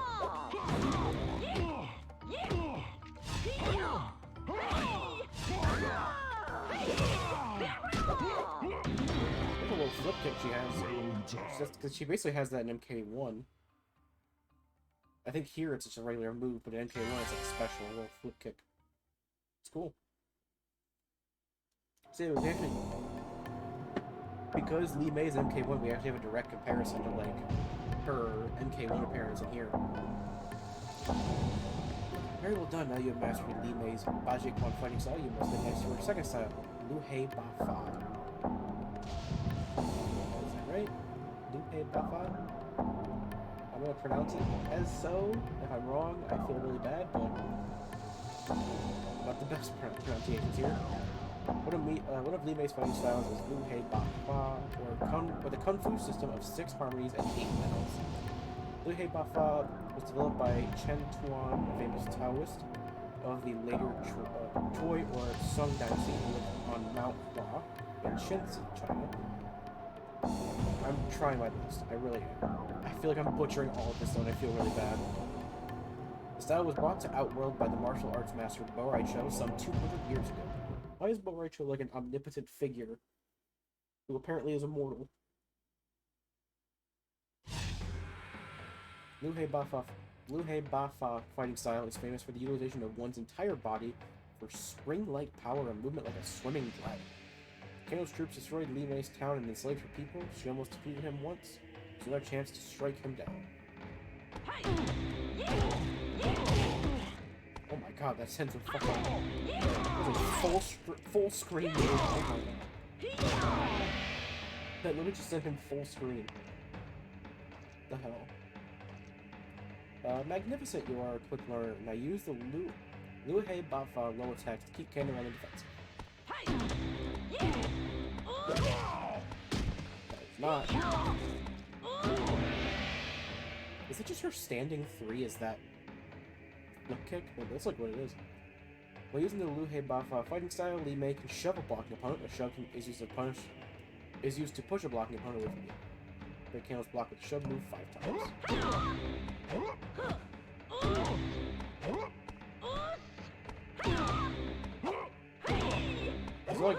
There's no dash forward, so you kind of have to... Excellent. Maybe there is like a faster way of moving forward, but as far as I can tell, there's no like forward dash. There's a back dash.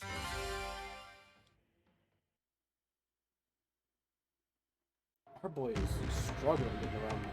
I know it's every loading screen when you come back to this, it's him like Churros and all. He is struggling. Excellent, you defeated Kano with your expertise in the Lu Hei Ba Fa fighting style. Now you'll practice Li Mei's weapon style, the Sai. Oh yeah, because she's basically Melina in this game. Yeah, they didn't put Melina in this game, but they gave her like Melina's style, essentially. Prior to the 1870s, the Sai was carried by special units of the Okinawan police. The Sai most likely migrated to Japan, China, Malaysia, or India, where it also used. Real quickly, I'm going to... Give me 1 second. Just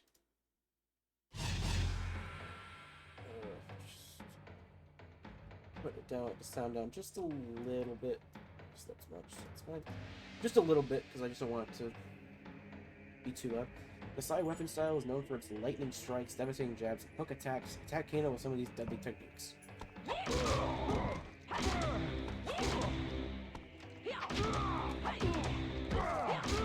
just don't want it to be too loud. I don't want it to be fighting the game, like, to read. Excellent, your mastery of Li Mei's Sai seems limitless. Now you must learn her Sai low attacks, using to keep Kano on the defensive.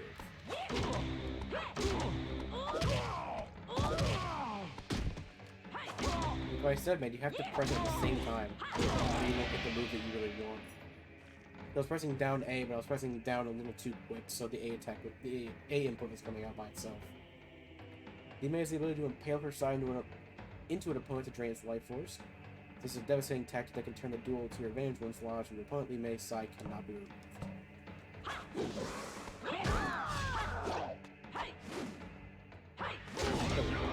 Oh, you shoved it in their knees, oh my god.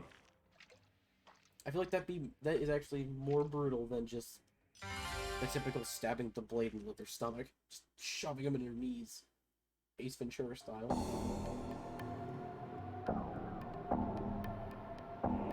Indeed, you have proven that size doesn't. They really. Ed Boon, team at Midway, thought they were cooking with that one. They feel proud of that one. I believe it would now be appropriate to begin Limei's special move training. The next trial pits you against Movada, a member of the Red Dragon clan. He has never done anything to you, but you must fight him anyway. I do love the bit of self-awareness that they put into some of this stuff. It's actually kind of cute. You must learn to harness your Fa Jing, or inner power. Li Mei has learned to focus her Fa Jing into lightning fast projectile she calls the Sparkler. Practice Li Mei's Sparkler move 3 times before time runs out. Okay, so yeah, it's obviously not as flashy, I think, as her projectile in MK1, but similar idea. Again, you amaze me with your talent. Let's see how well you do in combat. Hit Movada with Li Mei's Sparkler and move 3 times before it defeats you or time runs out. Again, if the AI actually sidesteps, this wouldn't be so bad. But also, it helps that the move does track a bit more than you'd think. I'm trying to think of what... I mean, we'll see it when we go to the mirror fight. I don't think there's an alternate costumes. Excellent, you've begun to harness your Fa Jing and to master Li Mei's Sparkler move. In this next lesson, you'll further your special move training and learn to fly. Reptile will be your Sparkler. Okay, I guess we're fighting Reptile. Fair enough. Li Mei has learned to channel her Fa Jing into a powerful special move she calls the Flying Fists. Practice Li Mei's Flying Fist 3 times before time runs out. Okay, so yeah, that's... MK1, she does like a knee into that move, but yeah, it's literally her kicks from MK1. That's cool. Again, you have proven to be a quick study, but let's say you fare in combat. Attack Reptile with Li Mei's Flying Fist 3 times before he defeats you or time runs out.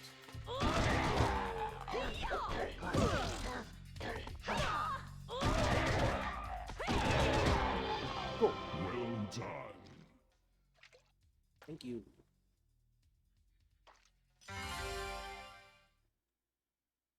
So as long as he just didn't jump, that would hit him.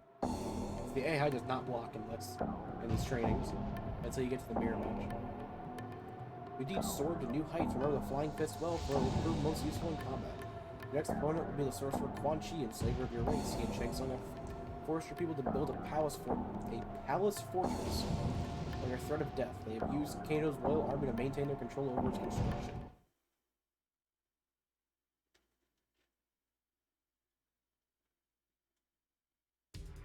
Li Mei's cartwheel attack causes a deadly strike to the top of her opponent's head.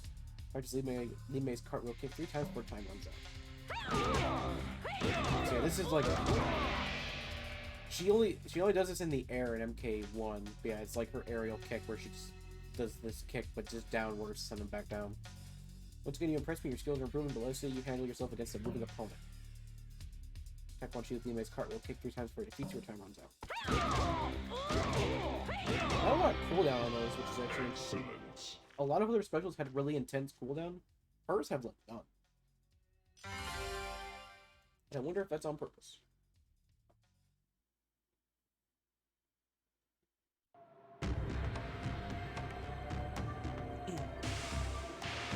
Impressive! Your execution of the cartwheel kick is unparalleled.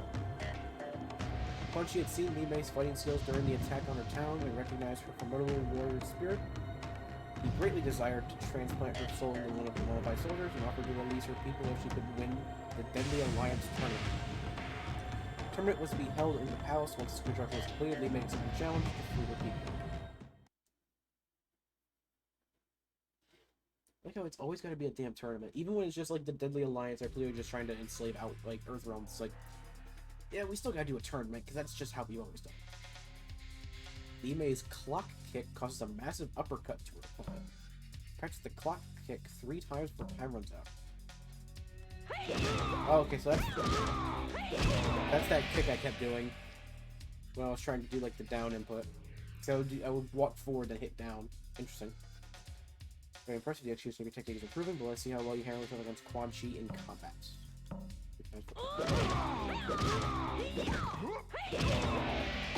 Hope you can juggle it.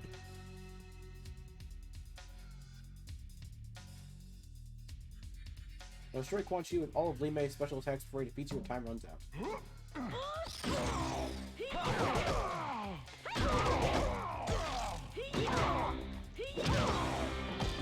Let's go.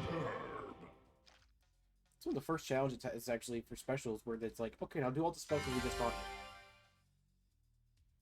Before they just taught you the specials, we're like, okay, you're good. Good enough. Li Mei's actually been kind of quick. Very well done. Now you must learn attack combinations utilizing combos will greatly increase the damage done to your opponent. Oh god, top 10 photos taken moments for disaster. From these basic Liu He Ba Fa combos on the Ninja Spectre Scorpion before time runs out. Does Scorpion like pay somebody to just keep putting the Ninja Spectre? Like, why is it? Just call him Scorpion. We know what Scorpion is.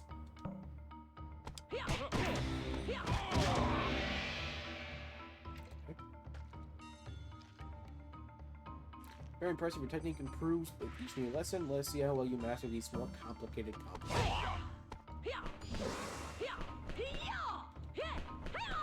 Scorpion, get over here. Look, I shouldn't have to tell you that you're the king of get over here.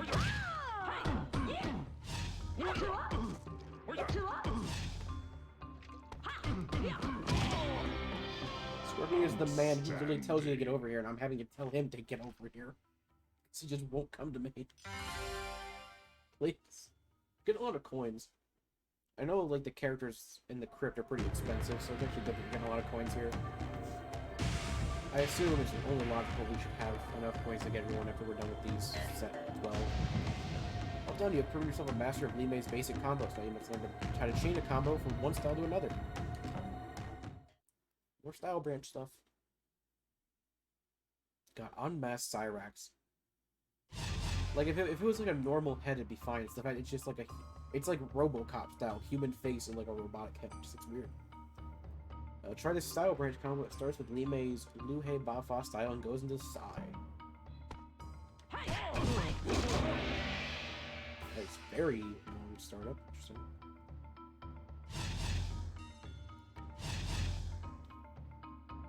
Now execute this more complicated style branch combo that starts with Li Mei's Liu He Ba Fa style and goes into the Sai. Okay. I wish they didn't heavily scale the damage like that, just because I don't want you to actually kill the training partner. Very good. Next, this more complicated style branch combo that chains all three of Li Mei's fighting styles together. We'll start in the Bajie Quan fighting style.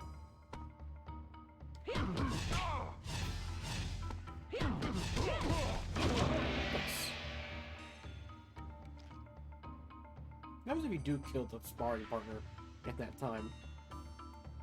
Take your frustration and impale Scorpion with Li Mei's side. Classic ender to a challenge when they just don't know what else to put in. Oh yeah, we don't actually know how to finish this. Just stab him with the item. That's fine. There's like 5 types of coins. When I looked at the crypt earlier, there was like 5 coin types. So I'm curious to see how much there actually is. Most impressive, you have learned so much of your journey. You have mastered many fighting styles and beaten many opponents. But of course, it's a mirror match.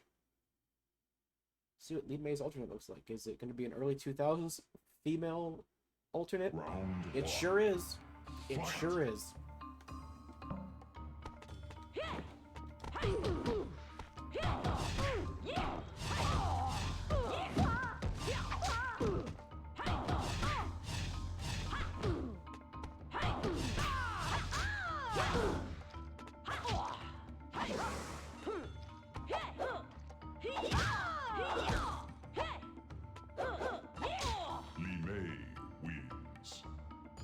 I love how your sparring partner, if you kicked their ass, is so respectful. Round 2. Fight!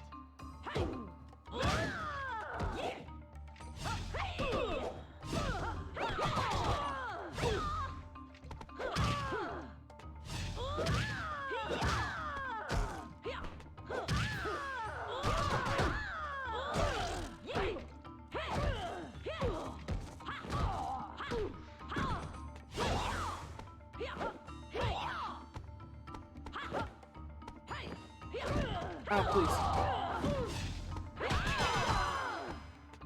Do it again! Please!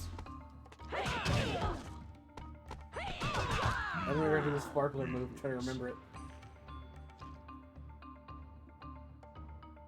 Round 3. Fight!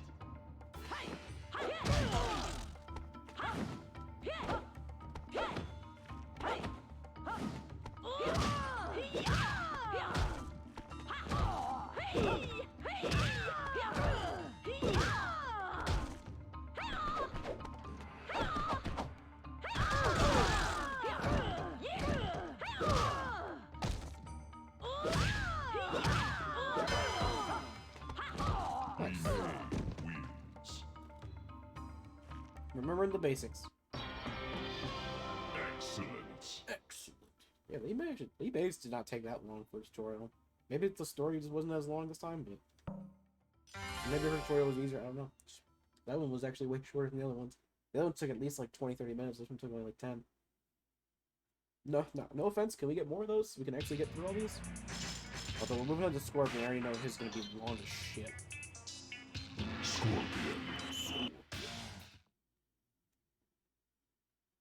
Scorpion. There's probably like what 10 final missions, because maybe not. The ninja Spectre Scorpion utilizes the forces of the Netherrealm to combat his foes, although he takes no sides in the battle against the Deadly Alliance. His primary goal is to destroy the sorcerer Quan Chi for slaying his family and clan. Scorpion is nearly unstoppable and will not rest until he has exacted his revenge. There is so much to be learned from his unrelenting determination.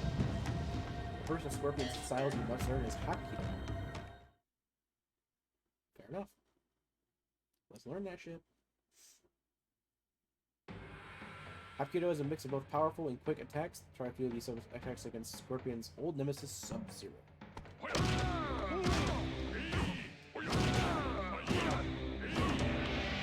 So, Scorpion was actually the one I tested when I did the Conquest mode when I hadn't picked a character. I tested Scorpion, so finally come back to it. A useful Hapkido attack called the front thrust kick allows Scorpion to pop his opponent into the air long enough to execute another attack. Okay. Scorpion's gotta be like what the easiest character in this game to learn. Try attacking Sub-Zero with the front thrust kick and while he's in the air, attack him 2 more times with the front thrust kicks.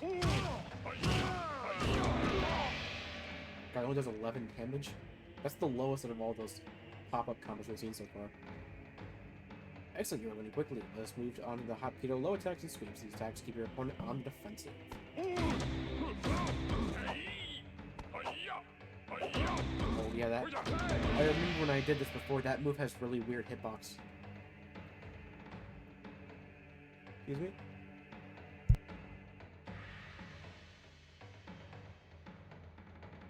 Oh, but I had to see, so I didn't want to use the mic.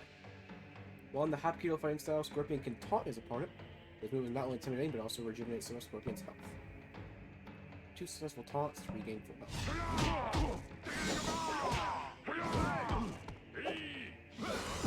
Oh my god.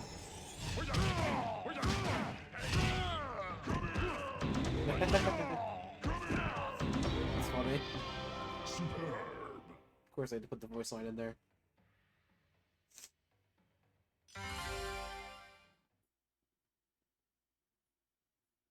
The Golden Desert. You have successfully proven your mastery of Scorpion's Hapkido fighting style. Your next lesson will be to learn another of his martial arts fighting styles. Another one? Oh, we're just so lucky. You'll now begin training with Scorpion's basic Pi-Gua attacks. This is one of them styles where it's just everything knocks down and everything is probably really powerful. Scorpion's Pi-Gua fighting style utilizes fast and tricky low attacks. He uses them to keep his opponent on the defensive. Try attacking Quan Chi with Pi-Gua's low attacks.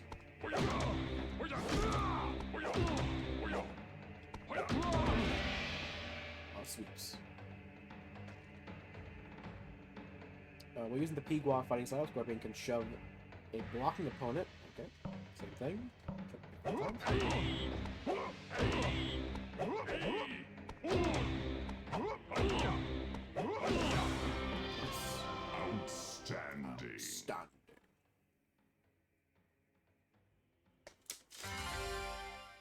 Not gonna lie, the announcer in this, goated. Just waiting to assault a swamp or a large mountain. Excellent, your training in the art of Pigua is complete. Now let's move on to Scorpion's weapon style, the ninja sword. Because it could not get more generic than just a ninja sword. I mean, it's fitting.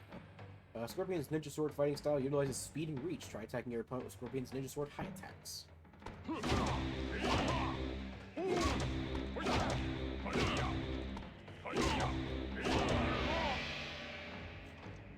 God, the way the blood just pours out is so... it's strange.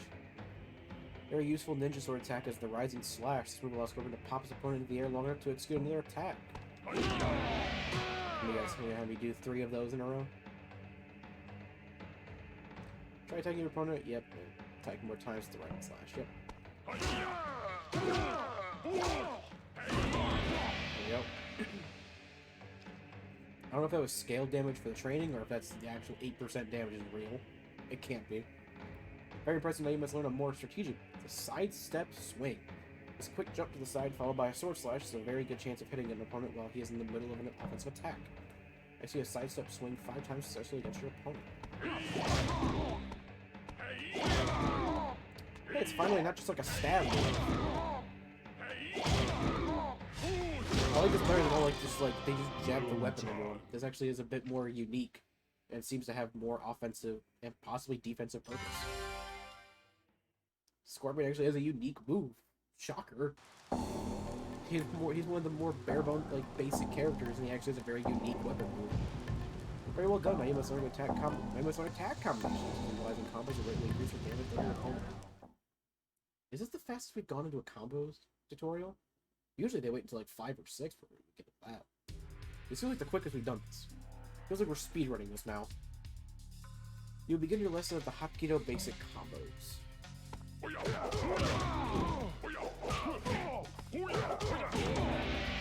Cool. Some combos in Scorpion's Hapkido fighting style end in a pop-up. This pops his opponent in the air long enough for him to execute another attack. Now you must execute these combos that end in a pop-up flawlessly.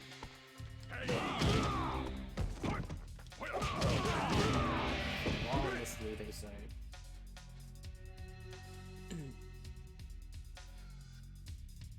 You have learned the first part of this lesson. Now you must learn to attack your opponent while he is still in the air. Use pop-up combo, and while she is still in the air, hit him again.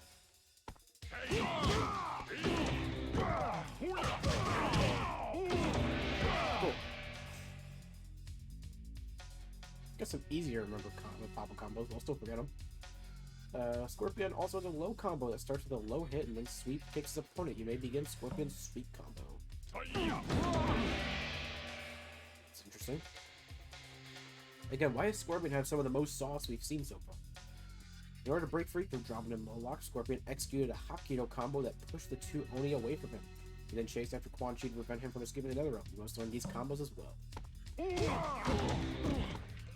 Well, that would send him really far. That sent him into the wall. Yeah, this game doesn't have the death traps I think that would later be put into Deception. Deception would really start taking advantage of that. So for now, it's just, you just bump into a wall. Deception might sell the wall mechanic, I'm not sure. You are close to mastering the fighting skills of the Tortured Spectre. Now you must learn the attack combinations using Scorpion's Pigua and Ninja Sword. We're already in attack combos. But we're already in multi-style attacks. Again, this feels like the fastest we've gotten to this. Scorpion's Pigua fighting style is based on single solid hits, but has a few combos to round it out. Begin the Pigua combo lesson.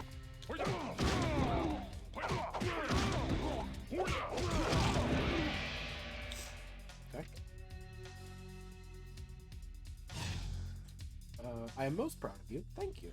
Next, you will learn Scorpion's combo attacks in the Ninja Sword fighting style.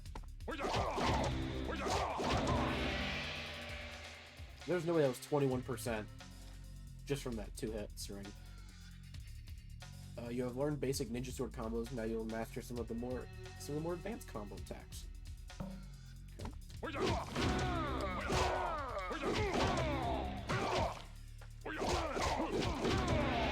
Okay. The only like advanced one was that last one. Very impressive. Now you must take it a step further. You must use the Ninja Sword pop-up combos you already learned, and then attack with any Ninja Sword swing to juggle Sub-Zero before he lands on the ground.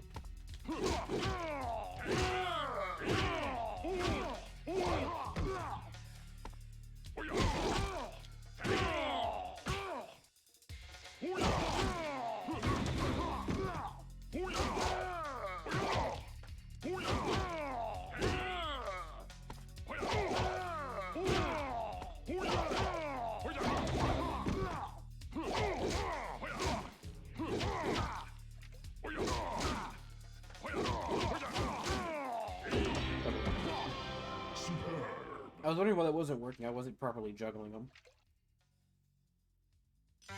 He's very slow in the Ninja Sword stance. He's like very slow. Actually requires a bit of timing to get those combos. You will now peer into a world unknown to mortals. You will learn the special moves of Hellspawn Spectre. Scorpion's backflip kick is used to prevent the opponent from approaching. It also works well as the anti-air attack. Considering I don't think I've done any sort of jump thing once, the fact they're teaching me about anti-airs is very interesting. Attack Sub-Zero with Scorpion's backflip kick 4 times.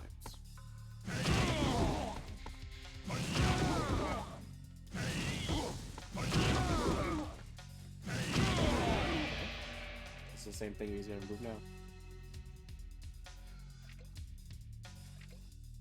Very impressive. Now you must take it a step further. Sub-Zero will not be so accommodating this time. Attack with the backflip kick.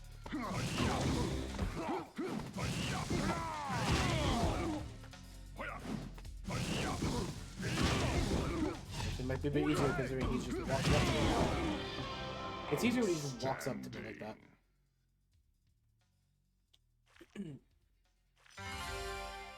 200 gold coin. Dude, 200 fucking smackaroonies. We are just rolling in time. I actually don't know how much points we have, so I have no way of checking right now. You match the first of Scorpion's special attacks to his time moves. You learn yet another. Little Scorpion's summoned Hellfire special attack is useful against defensive blocking opponents. It can be dodged and leaves him vulnerable to attack.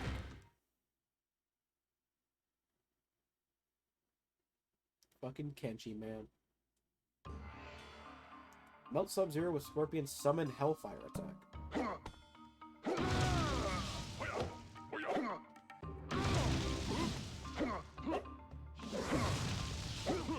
Oh yeah.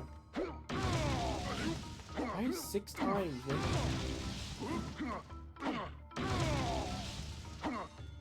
The fucking the cooldown is so long. Why 6? 3 is enough to teach me how the move works. You don't gotta do 6 of them.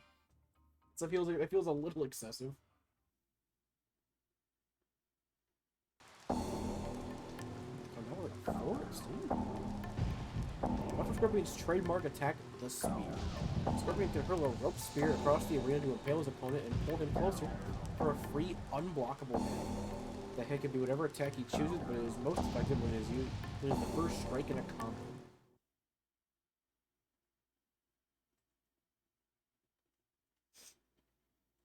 Is he like backpacks him? Catch Shang Tsung twice with Scorpion's Spear. Oh, it's back over. Get over here! Get over here! Nice. Well, thank you for the honor there. Thank you for the very respectful bow, Shang Tsung. That must have been most painful for Shang Tsung, but not as painful as your next lesson will prove to be. Now impale him with Scorpion's Spear, and when he is standing near you stunned, execute a backflip kick attack as your unblockable free move. Get over here! Interesting choice. That will most likely leave a mark. This, however, will leave some charring. Impale Shang Tsung with Scorpion's Spear, and while he is standing near you stunned, execute a front thrust kick in the Hot Keto style as your unblockable free move, followed by the summon Hellfire before he gets to the ground. Oh, wow, an actual combo. Get over here! Like an actual kind of like combo. Why does Scorpion's training feel more in-depth? In a weird, like, in kind of a weird way. Like, it's the same information, but it feels like they're going a bit more in-depth about certain combos and such. I kind of like it. You've already mastered some of Scorpion's basic combos. Maybe let's expand upon the training by learning the Style Branch combination attacks. Or Style Branch combo. Maybe, even though they kind of went over a little bit of those earlier, not fully, but...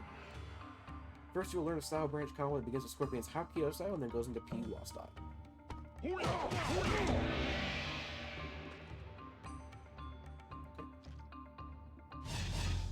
Next, you'll execute a Style Branch combo that starts in the Hapkido style, then goes into Pigua style, and continues with 2 more hits while still in Pigua style. Yeah,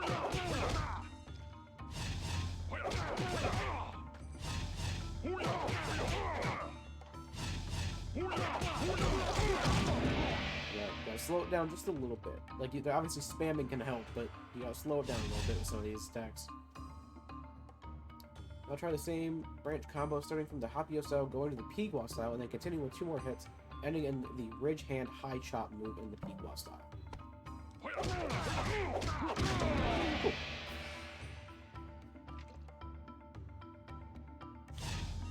Now execute a Style Branch combo that begins in Scorpion's Pigua and goes into his Ninja Sword fighting style. Superb. Nice. That's really it for... Interesting. I was wondering if we get a longer one that goes through all 3 styles, but I guess he doesn't really have that, does he? He might. A mirror match.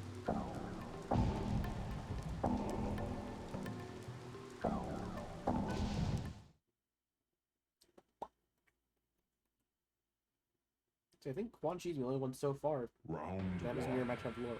fight. That's an interesting alternate.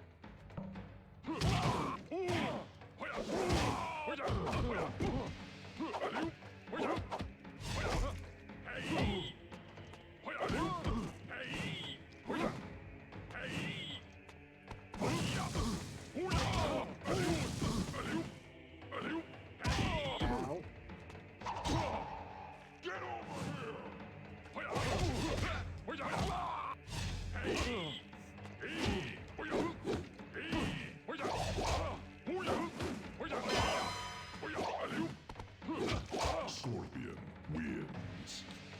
Okay. Round 2. Fight.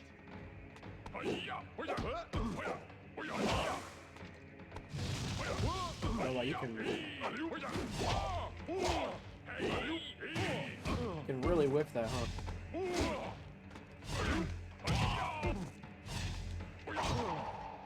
Get over here.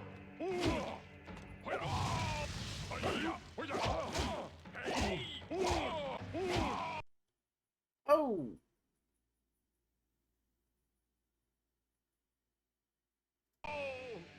I just got a little bit of an error.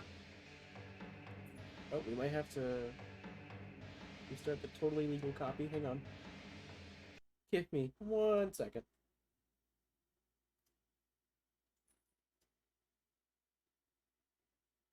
You don't see anything, nothing's happening, everything's fine. There we go. That was an interesting little error I just got.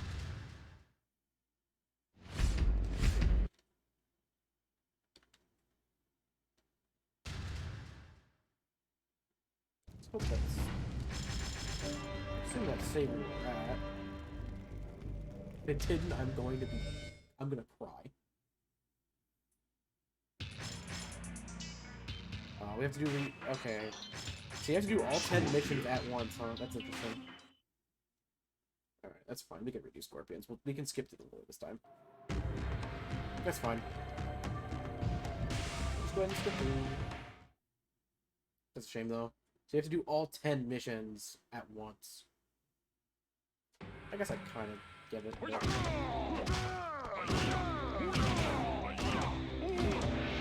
that sucks, whatever. Let's hope that's the only time that error happens. I guess possibly too many particles. Probably too many, like, things happening that the game didn't want to deal with.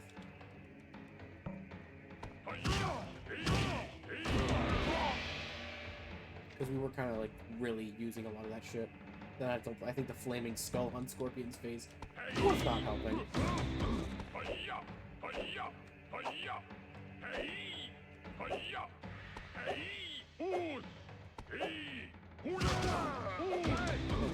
God, that moves hitbox so bad. You know, at least it's just... At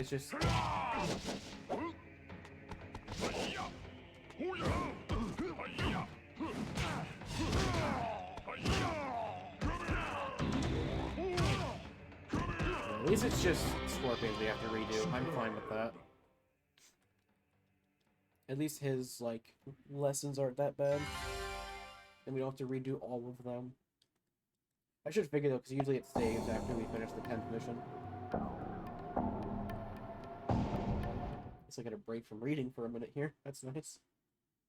We can just kind of just chill and like talk a little bit without having to read more. I'm enjoying this. I'm enjoying this though. It's cool to see all like it's cool seeing all the lore they had for these early games.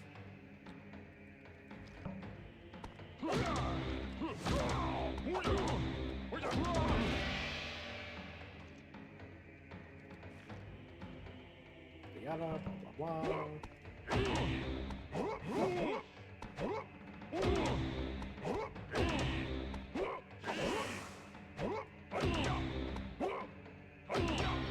It is weird. I gotta press like I gotta press select to do that.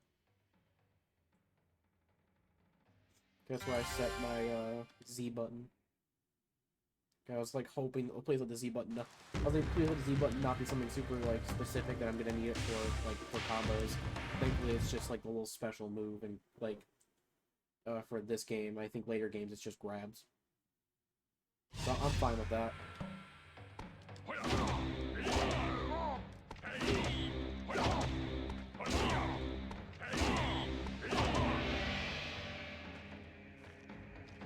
I wonder what that arrow is about. I kind of looked at it, I just didn't quite understand what it was trying to be, or what the arrow is trying to say. Oh well.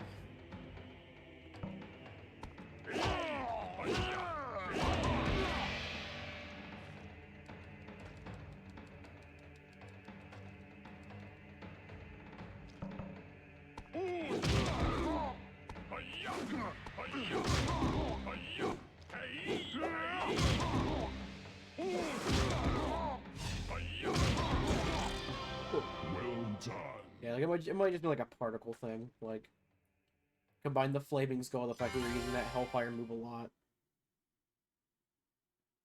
and everything else. Like the game was probably just like, hey, what the fuck is this?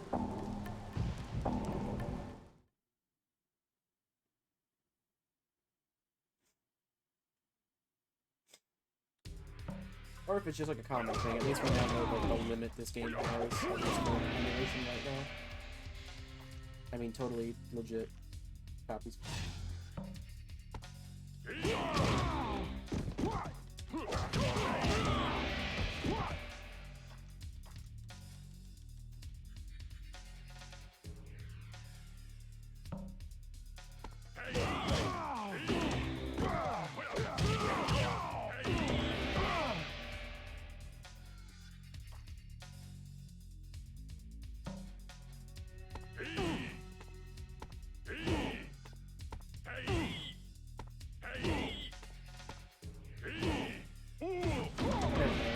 Why is he not doing it?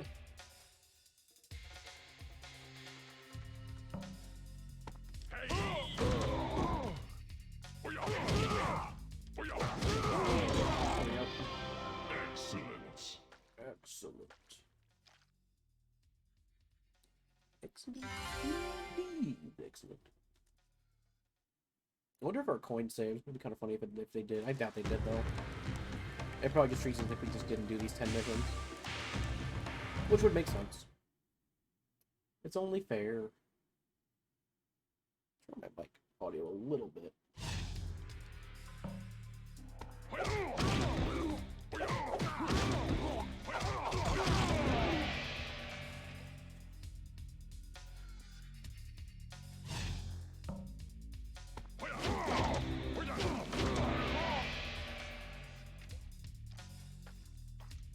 A little bit of sniffles right now.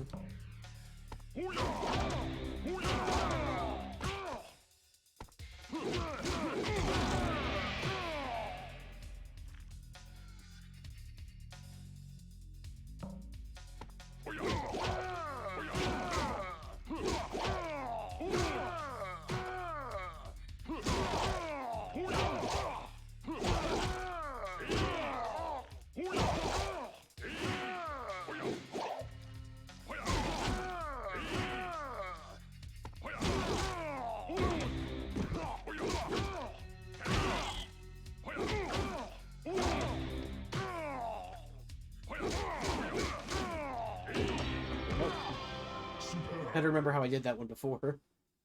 I forgot that one's a bit touchy because of how slow those attacks are.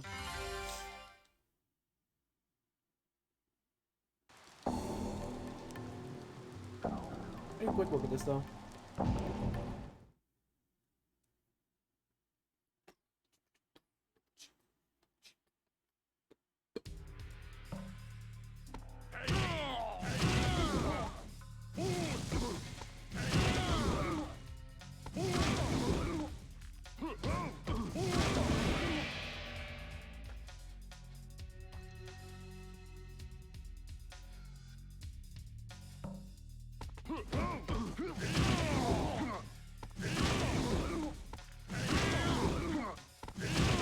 There we go. Outstanding. And last time. It's like the cooldown. It's like the delays that they put on the moves, so you can't spam them. The cooldowns just kind of hurt a little bit. Almost there. Oh yeah, we gotta do 6. I don't know why it's 6, man. 3 is enough to get the point across. And the cooldown just makes them just almost unbearable.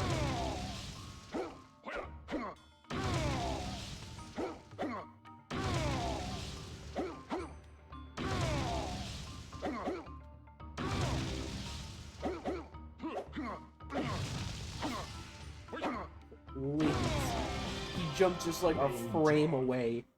Like he was a pixel away from the fire, and I was like, didn't it? That's not like Shang Tsung's fireballs where you gotta, like, you have to be precise on them.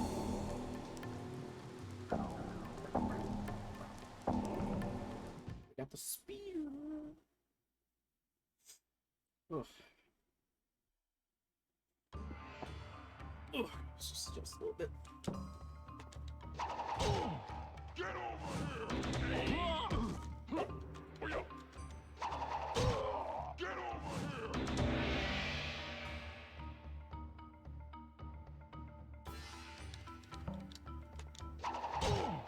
Get over here!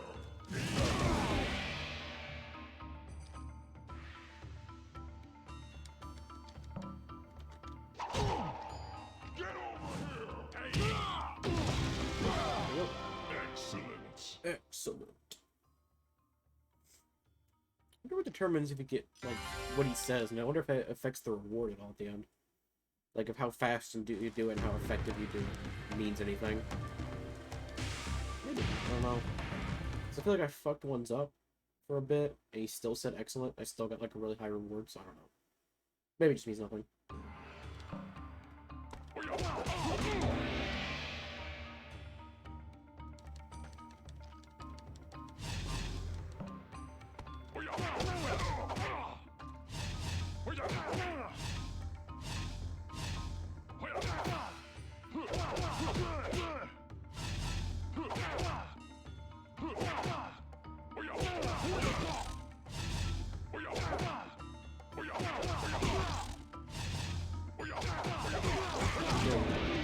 You gotta go fast at the beginning and slow at the end. That's the trick.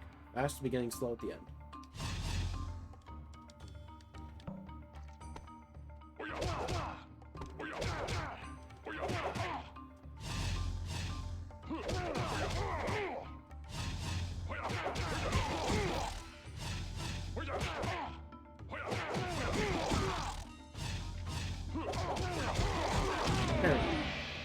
Again, fast at the beginning, slow at the end.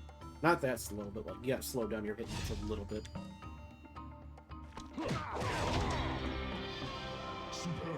Superb.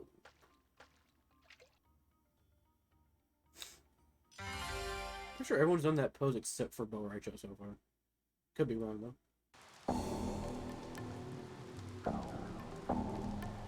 This music is such a fucking good. Alright, let's hope it doesn't crash again. Oh my god. Barnabas Max rated me with a party of 20. Thank you. Welcome in, everybody. Welcome to old Mortal Kombat. Oh boy. Oh god. Oh Jesus. Hello, everybody. Yes, yes, this is a very legit copy of this game. Thank you. Yes. Scorpion, please.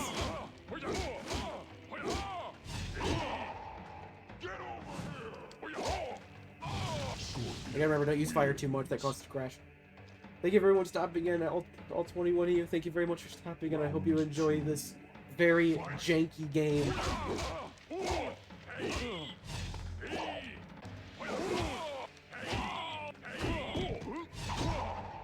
Here we go. That man has a funky head, he sure does.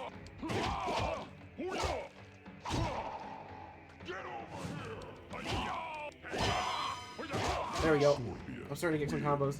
Juggle his ass. That's exactly. We juggling. Round 3. Fight. Thank you everyone for stopping in. Very much appreciate it. Oh my god.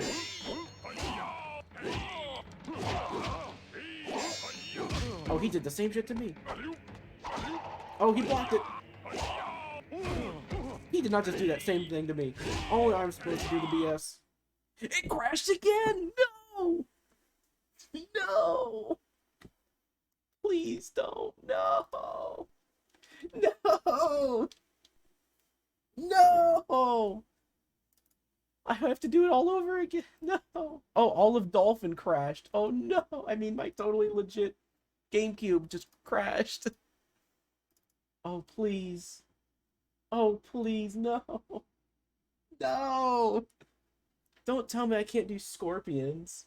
I might not be able to do Scorpion's thing because it keeps crashing at the end of his.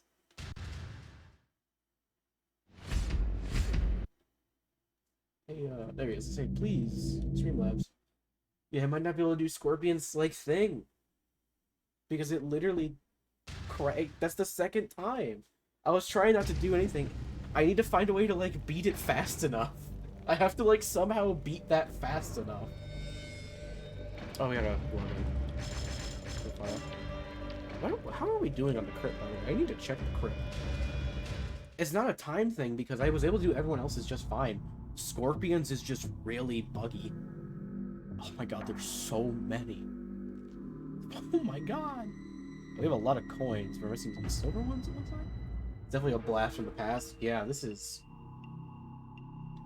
Let's purchase one. Let's see what we get. Oh, it's immediately saving. It immediately saves. What do we get? A Quan Chi costume. These were loot boxes before loot box. Yeah, that pretty much. These were like pre-loot boxes. I can buy it again? Why is it there still? Okay. We checked out the crit for a second. So, I literally somehow have to beat Scorpion's, like, trial so fast that the game can't crash. I genuinely think it has something to do with his flaming head and his alternate. I think it's just causing, like... You can look old crit codes to find the things you wanted. Oh, yeah. Oh, yeah, that's what the numbers are for, yeah. Yeah, I can look up all the ones for, like, the characters so we can, like, get the last 12 characters. Do I try Scorpion one more time and see if I can maybe beat him fast enough? You got this? Alright. We have to go through all of his missions again, it's fine. I can fast track these so fast. I can do these a lot faster now. I literally just have to go fucking 8 and just do that as fast as possible. Alright. Well, at least you guys coming in, you get to see the whole Scorpion experience now. Yeah, I think it's something to do with, like, the particles on his flaming head alternate skin. Because I noticed the more I do the one, like, Hellfire move, it, like, the better, like, the faster it crashes. So I think it's just something to do with all those particles.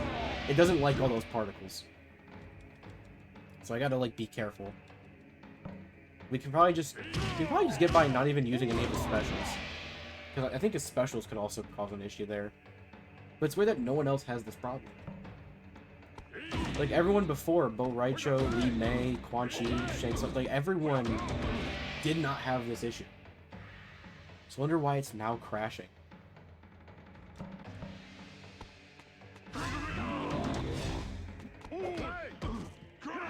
Ow.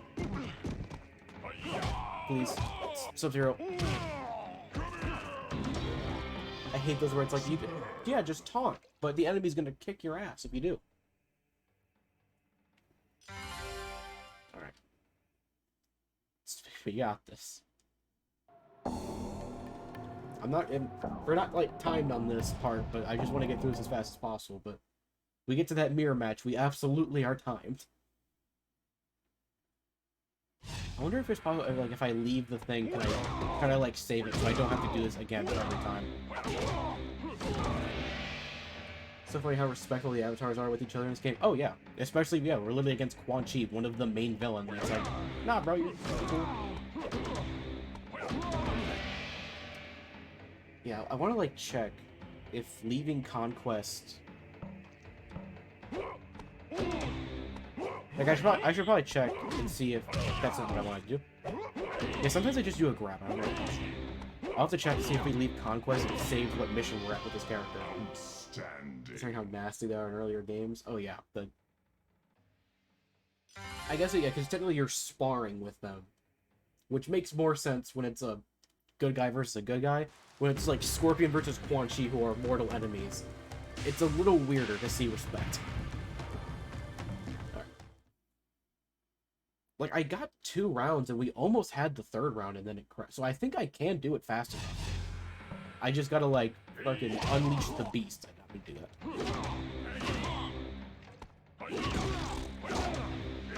It's sort of like, it's cool that like they have all of these because they have on Dolphin. I mean, your GameCube. Oh yeah, you can do save states. Oh, how do I do that again? I don't remember how to do save states. I have to look that up. I don't remember how to do save states.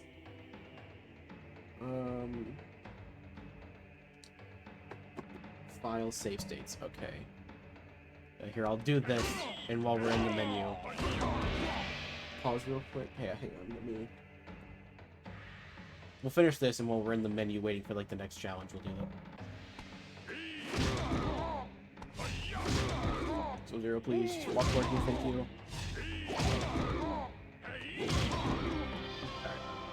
Alright. While we're doing that, pull up Dolphin.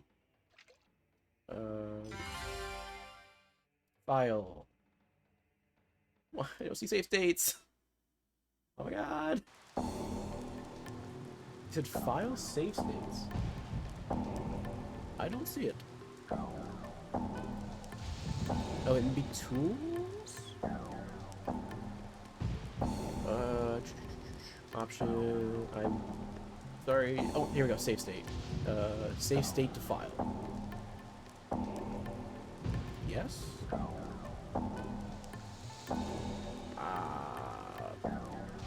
I've never done this before. Bear with me as I figure out what the hell I'm doing. Okay. Oh. Okay, I saw the thing pop up saying it did, so let's hope that works. I'll do another one before we go into the mirror match, so let's hope that works.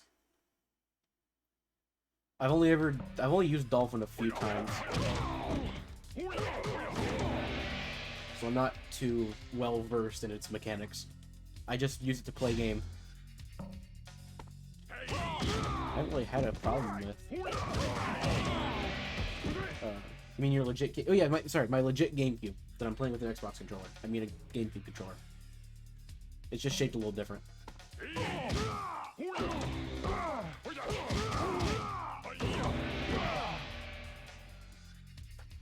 Yeah, my own ass is a totally legit. Totally legit GameCube.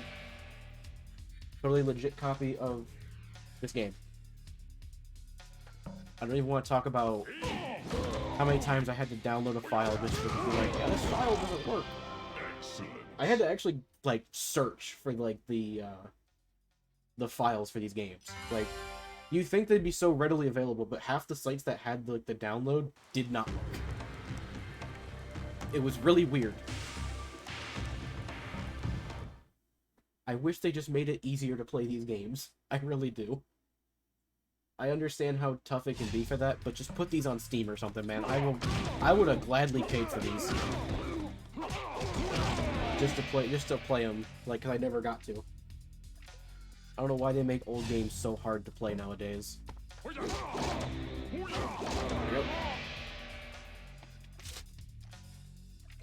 Drink after this one.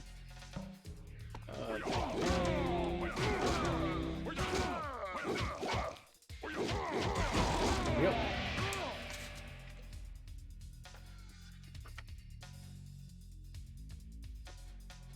Okay. You gotta hit the old guy.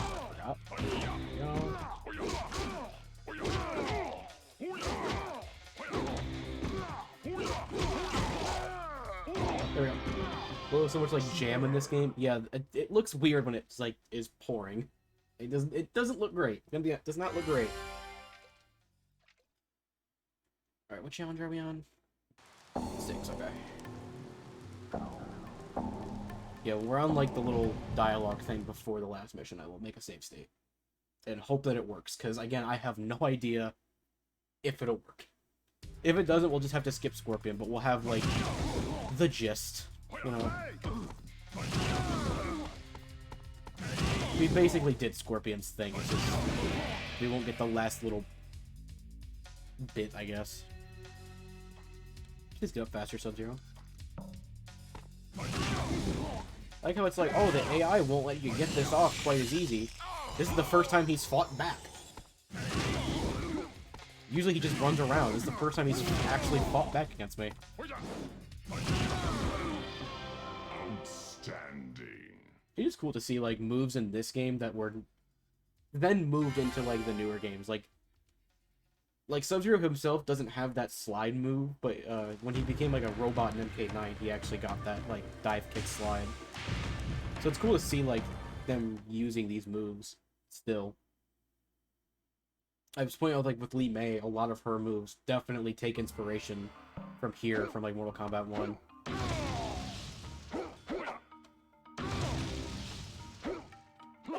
Please. Cooldown is so long. Yep. Please don't jump. Please don't move. If he moves even a little bit, doesn't work. Just a little bit. Okay, we'll try not to use that move too much, because that also probably does not help the game. I'll just try and do, like, sword combos, because sword combos seem to do the most damage. I'll try my best. I will certainly try.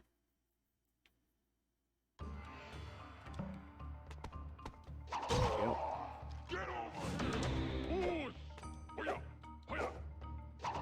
So when I do the save state, do I have, like... Do I basically just do, like... Do I just open the save state? Or do, like, how... Like, how exactly do they work? Like, I've never used save states before.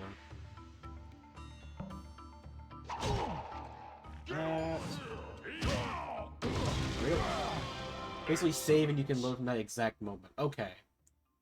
So, but yeah, so instead of opening the game, I would open that save state from Dolphin. Okay. Got it. Yes, I've no fucking idea. We'll do this mission, then we'll make another one. God, imagine the save state just gets, like, corrupted or something. Just something's gonna happen. It's all just gonna fall apart. Try not to suck at this part again, like I've been doing. It's like I keep jumping the gun on these combos. There we go. Take my time with it. Take my time with it. Okay.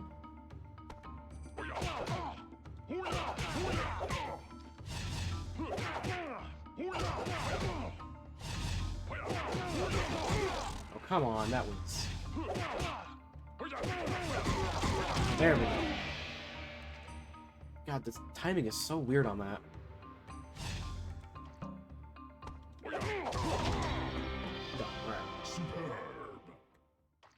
We'll get ready to make a save state here. Wait for this to go through.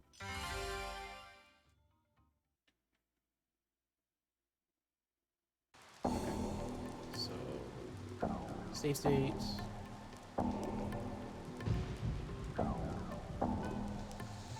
Save state file. Set that. Okay, cool.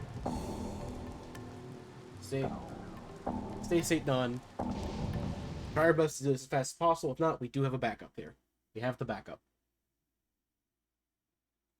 I'm just gonna pull the sword out and just go as fast as I can. Fight. Please.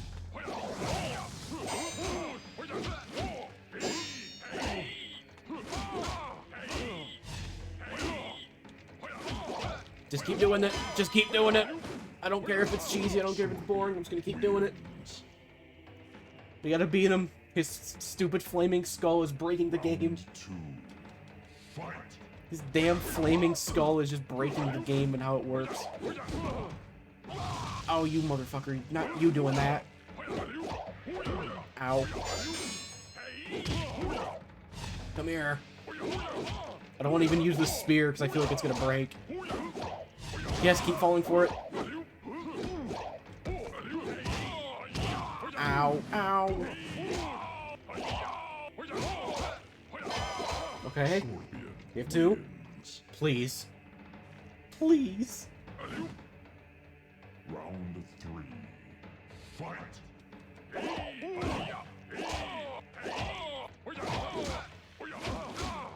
Come on. Ow, ow, please, no. Scorpion, stop. You don't understand, Scorpion. You're gonna break the system. You're gonna break the Matrix. Come on. Stop it, Scorpion. You're gonna break the game. Scorpion Oh. wins. Hang on. I'm not gonna celebrate till we're out of the mission. Please get him off the screen. Just get his character model off the screen. You're saving?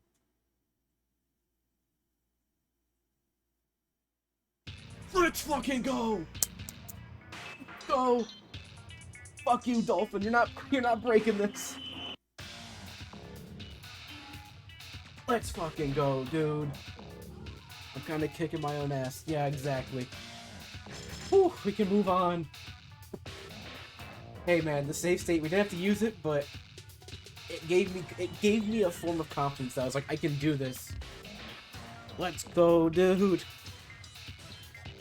We love spamming the same move until the AI dies. Oh, we love it. Perfect. He was trying to fight back. He wanted the system to crash. All right, we're on to Sonya Blade now. Sonya. More lore. We can finally look at new character lore. We're on Sonya Blade. I'm actually really excited that we just got that. Sonya Blade was part of a special forces unit assigned to combat international criminal organization. She and her partner, Jackson Briggs, had tried to warn the U.S. government of the impending threat from the realm of Outworld. Their words fell on deaf ears. It was not long before the unprotected realm of my ears. Oh my god. I forgot that was I forgot that was my follow sound. That actually scared the shit out of me. Thank you, Ruby Zephyr, for the follow. I really do appreciate it, but you just gave me a goddamn heart attack. Oh.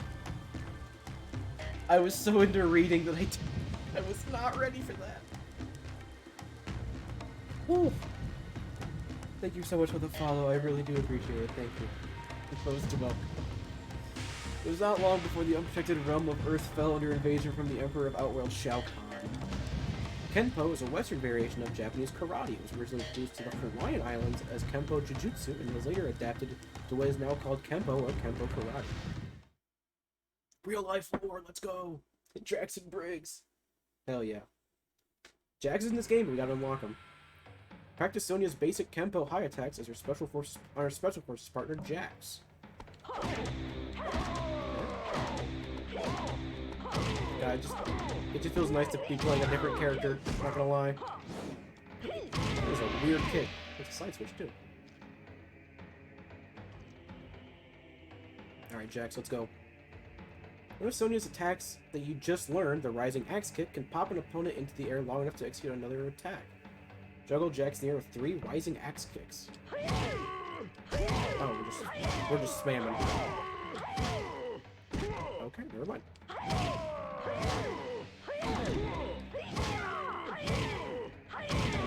That does not feel like it juggles, but apparently it does. They look like they're hitting the ground. Well done. This time start with the standing uppercut and finish with 2 rising X kicks. What's up?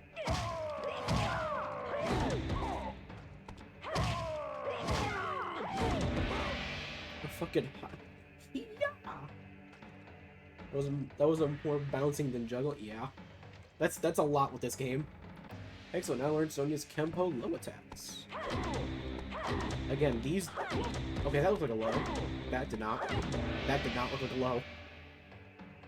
Man, the low attacks are so it's a mixed bag. While in the Kempo fighting style, Sonya can power up her attacks by performing a Naijin. This boost in offensive power only lasts for a short period of time. Execute a Naijin and hit Jax with a powered up strike of your choice. Well done. So, like, in-universe, do they actually just grow in size when they do that? Because that just feels like, I don't know, it's a goofy little animation where they just buff up for a minute.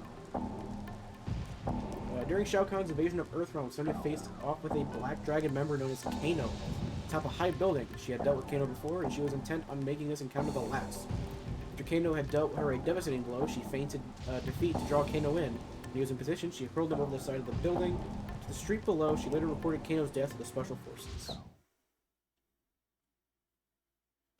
It's amazing how many times they really try to kill Kano, and he just keeps coming back. Look, they even tried to replace him. Japanese occupation of Korea from 1910 through the end of the World War II influenced the Taekwondo through the introduction of Shotokan. Initially taught to the military, Taekwondo is the Korean equivalent of karate, with more emphasis placed on kicking. Attack Kano with Sonya's basic Taekwondo attacks.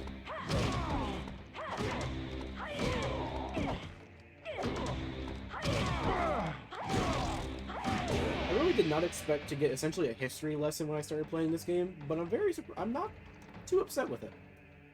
Kano's a pushover. He hates the Special Forces as much as Sonya despises the Black Dragon. He'll make you work for it this time. Come here, Kano. Come here.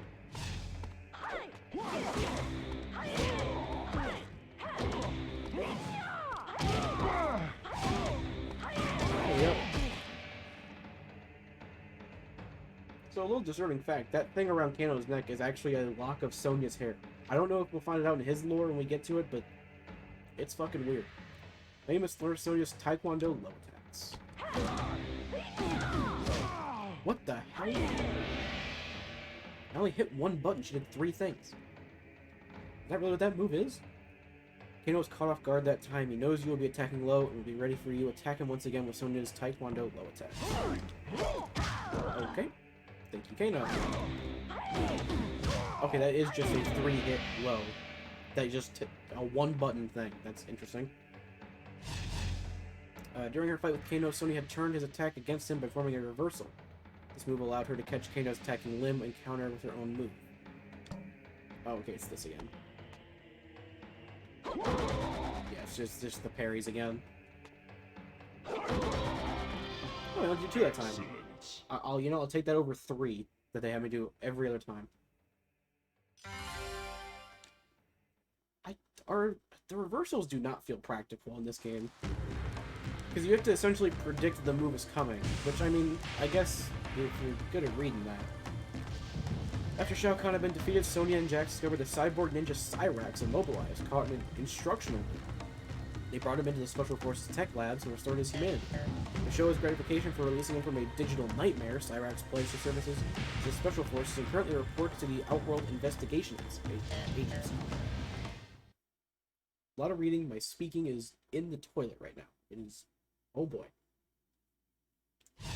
Hey, it's Cyrax!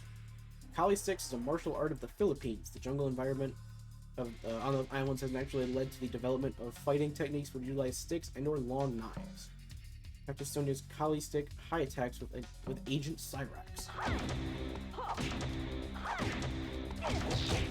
Okay, that was... what an interesting concept. What an interesting moves here. None of which I will remember because I am so forgetful. Now spar with you, attack him with the Kali stick high attacks once again.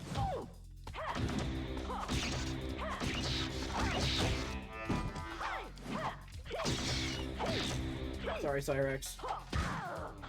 I forgot this is before they gave you a voice and you just speak in weird, garbled robot nonsense. He speaks in broken radio like Bumblebee. How to practice Kali stick low attacks. Sonya's the first one where, like, you have to do the same thing, but they fight back. Everyone else has been pretty straightforward. Test you once again, attack with the Kali stick low attacks, you just learned. Okay, thank you.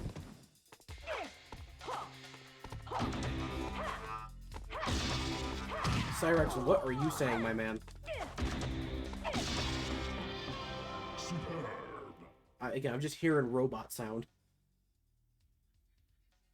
I don't think it's until, like, Armageddon that they actually talk during the fight.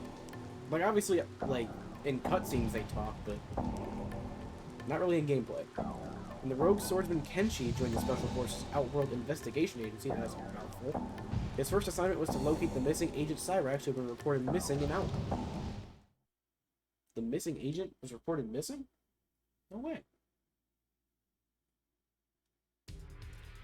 Sonya was intrigued by Kenshi's ability to sense an opponent without the use of his eyes. Test his awareness. Attack him with Sonya's fly kick.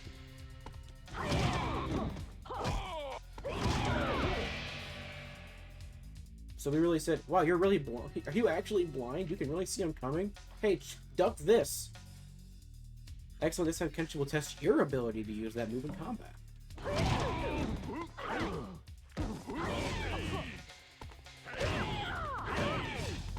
Please. That really does just feel weird. We're just testing Kenshi's ability to detect us. We're just like, yeah, dodge this kick, dude. Very skillful execution. Now you must attack Kenshi with the Kenpo fighting style with 2 rising axe kicks. Finish the assault with the Sonya's fly kick. Okay, did not tell me he was going to attack.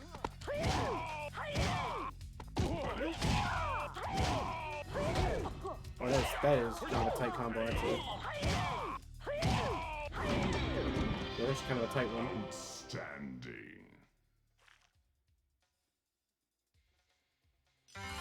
Good job, Sonya.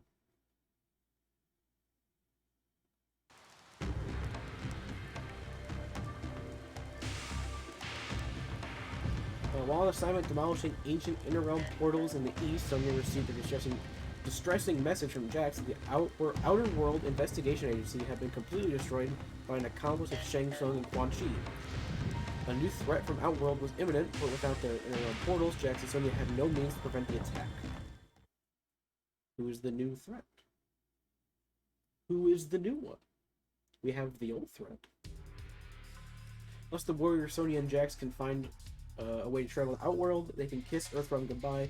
Practice Sonya's Kiss of Death special attack. Interesting way to segue into that move. Jax is not interested in Sonya's misplaced affections. He will resist the Kiss of Death attack this time.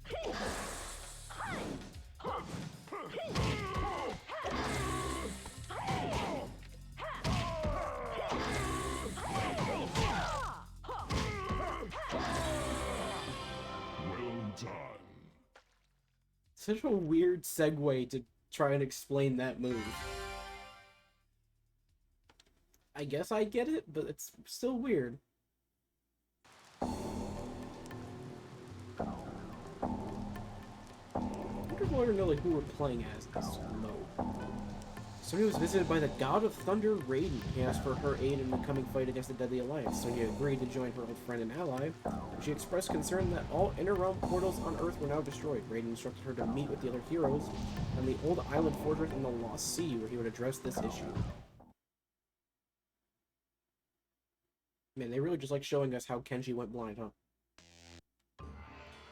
By linking attacks together, Sonya Blade can more effectively defeat her opponent. Attack combos.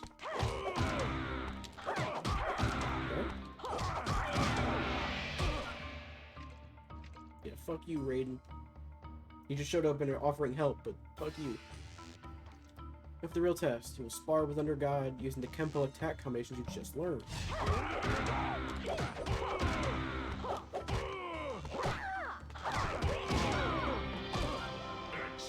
Yeah, I wonder why we have to spar now, when before that wasn't a thing.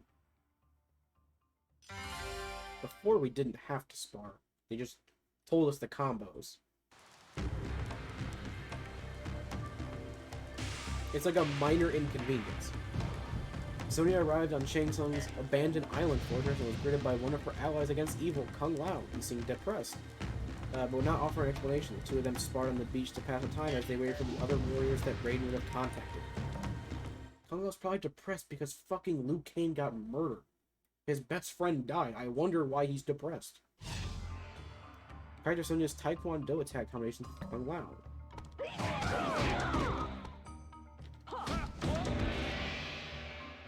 Fuck, I'd be fucking sad too if I just...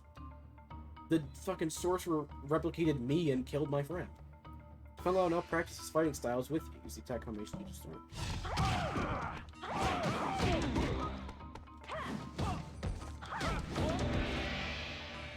Alright, man. Expand upon your training with these extra Taekwondo combos.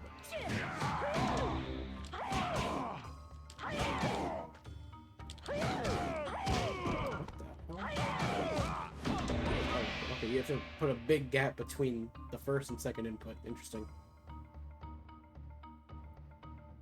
Let's combos by sparring with Kung Lao, okay?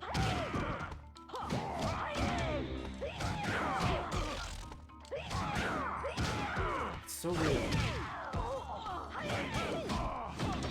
You have to put like such a gap there. Like you basically do one hit and then you do the other combo. Like it doesn't feel like a combo at all. I guess if the game deems it a combo, it's a combo. By late afternoon, a small boat, apparently formed of ice, floated ashore. It was the Lin Kuei ninja Sub-Zero and his warrior in training Frost. Sonya was not excited to see Frost. Her first meeting with the new Lin Kuei recruit was not a pleasant one. Sonya had a score to settle. What she got against Frost? Why did Sonya not like Frost? What happened? As Frost disembarks, attack her with Sonya's Kali Sticks combo. We're just... Frost just got here and we're just assaulting her. What did she do? Go to bed, gonna leave you alert though. Good night, have fun in your GameCube. Thank you, Ruby. Thank you again for the follow and thank you for stopping in. I do appreciate it. Frost was caught off guard, but now she will show the superiority of Lin Kuei training.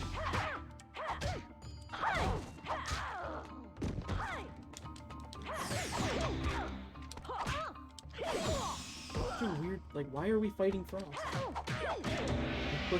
What did she do? Frost fights well, but she will fail to these Kali Stick combos.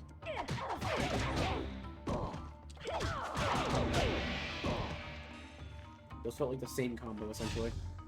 Maybe that's the point, but it just felt like the exact same. Frost's desire to impress her Sifu Sub-Zero has impaired her judgment. She will not stop until you have been defeated.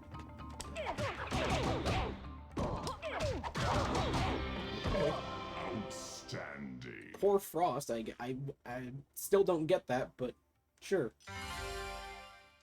Like, yeah, Frost becomes evil in later games, but this game she's a good guy. Why are we attacking her?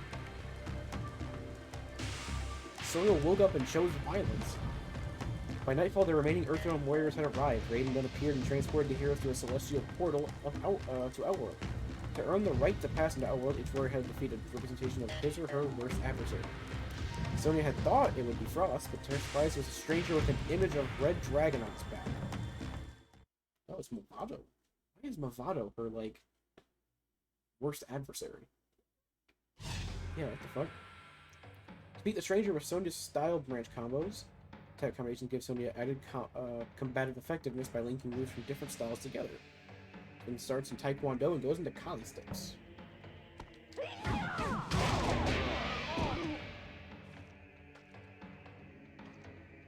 Okay. The spectral opponent has gotten more aggressive. He will not be so easily defeated this time. You sure about that? Because he didn't do anything.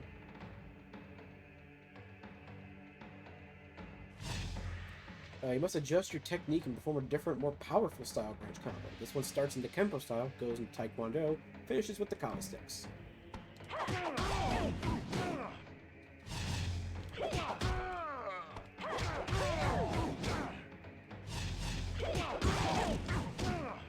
Interesting.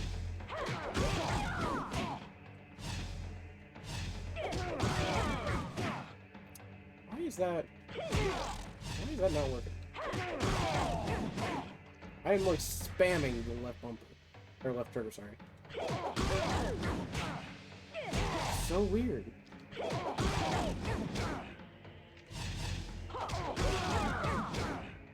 Why is that not working?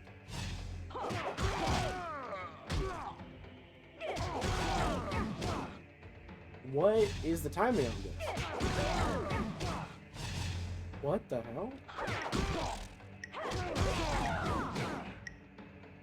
What is the timing on this? This feels like, I feel like I'm doing it right.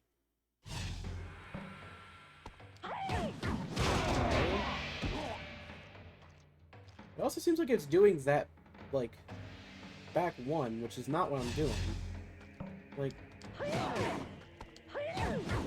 yeah, she's doing that, I just realized, and not the actual standing one, like it's supposed to be. So something is...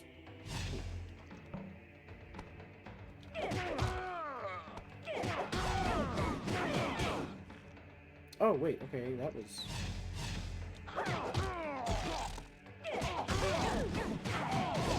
Oh, there's an extra move there. Okay, it does that, like, low kick string, and then I have to do another I was not doing that. Okay, that makes more sense. Now I see.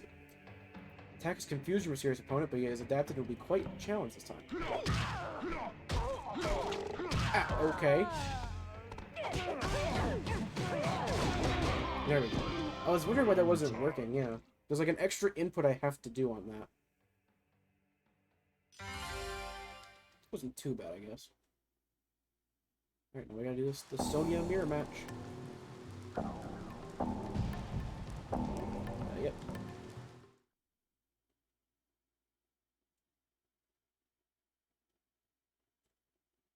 Round one. Yep. Let's do that. Just, it's a neat alternate.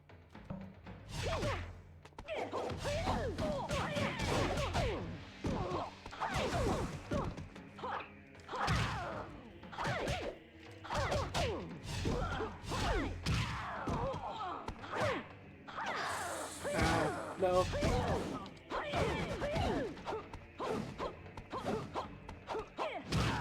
Oh my god. I forgot about that. Please. I tried to do like that one combo they just taught me because I did a lot of damage before. Round two. Fight!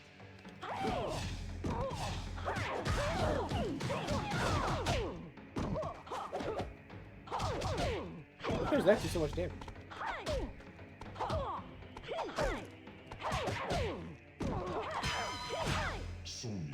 That like back 3 move does so much damage. It's like she just twirls the sticks around. Round three. Okay. Fight!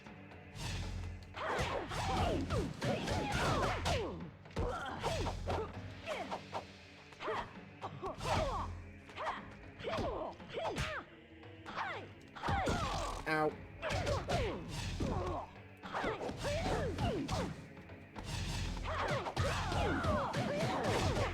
Let's go. Nice. Wow, no issues with this one. Crazy. Why does Scorpion keep crashing? I still don't get what. I had to be a particle thing. Had to be. I forget. Who's our next fighter? We're on the 3rd row. I know that. I don't remember. I think it's... That's Kenshi. Oh, we get to do some blind swordsman fight. Kenshi. See what he can do.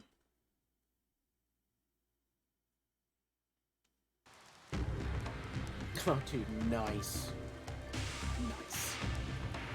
Although blind, the swordsman who simply calls himself Kenshi is an accomplished warrior. The sword of his ancestors guides his movement as if he could see. The sword also seems to give him powers far beyond that of average combatants. Tai Chi Chuan, or Supreme Ultimate Fist, that sounds fucking metal as hell, consists of 13 postures which form the basis for all modern Tai Chi. It's considered an internal form of martial arts, where internal energy, or Chi, is an important element. Fucking Supreme Ultimate Fist. That sounds fucking awesome. After the Special Forces operative Cyrax was reported missing in Outworld, Kenshi was recruited as a free agent to search for him. His ulterior motive for accepting the task, however, was to seek out the sorcerer Shang Tsung as well. His first lesson in Tai Chi, basic attacks, Cyrax will be your sparring partner. Oh, guys, full shot. Every time we went to go find Cyrax, we're just kicking Cyrax's ass right now. It's like, hey, we found you! Let's fight. Well done, your next lesson will be to learn a Tai Chi attack called Rising Spade Hand. This move allows Kenshi to pop up an opponent into the air long enough to execute another attack. So it's, okay, so pop up. Okay. Damn, the way he landed, oh my god. I know he's a robot, but Jesus. Try taking Cyrax to the Rising Spade Hand and 2 more times. Okay.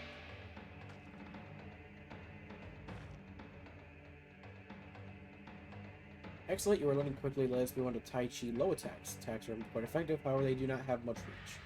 Kenshi uses Tai Chi low attacks in close proximity. That first one was just blatantly not a low attack. We smacked him in the face.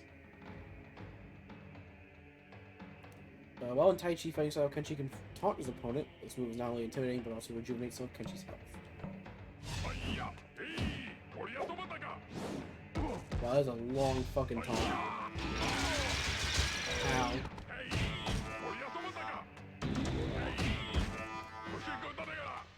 That is a long taunt. Jesus.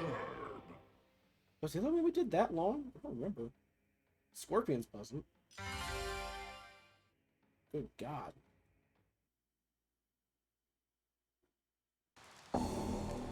R.I.P. to 69. Well done. Kenshi is descended from a line of long-forgotten warrior kings who resided in a region somewhere between Europe and China. The people were comprised of a mixture of both cultures.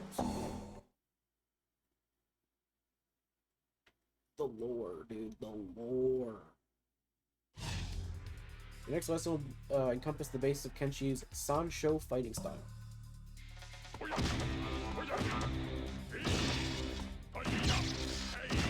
Okay. It's just pure hand-to-hand. He's just whooping ass right now. Sansho has 2 quick pop-up attacks, the Rising Toe Kick and the Long-Range Fist. These will allow Kenshi to pop up his opponent in the air long enough to execute another attack. Practice the Rising Toe Kick and the Long-Range Fist. Okay. Most impressive. Now for a challenge, try hitting Cyrax with the Rising Toe Kick pop-up. While he's still in the air, attack him 1 more time with the Rising Toe Kick pop-up. Wow, that was so challenging. Likewise, try attacking Cyrax with the long-range fist pop-up, and while he's still in the air, attack him with 2 more times. Okay. So tough. So tough. Not bad for a blind man.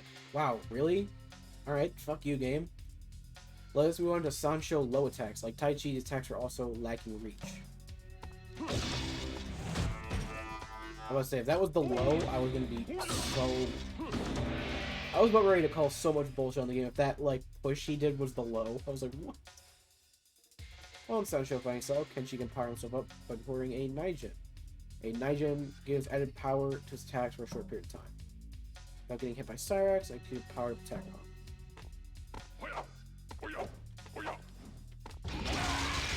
Ow. There we go. I'm gonna try to get him away first so I can do it.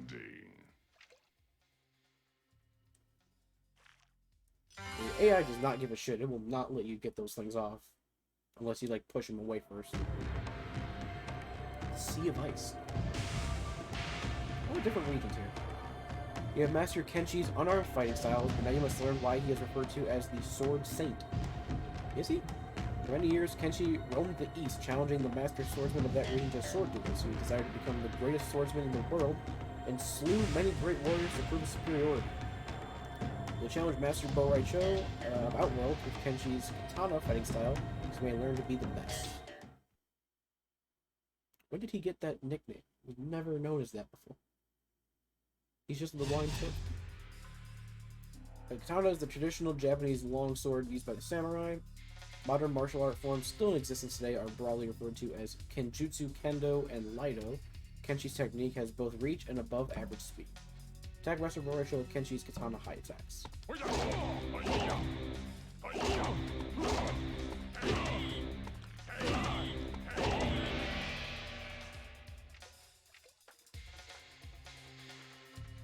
Well done, and many thanks for not slaying Master Borai. You will now learn a very useful katana attack called the Rising Slap. Combo's opponents. Okay, practice the Rising Slash on Master Borai. Same thing as Scorpion, basically. You indeed possess the code of the Bushido. Now you must expand on your pop-up training. Once again, attack Master Borai with the Rising Slash pop-up, and 2 more times. Okay.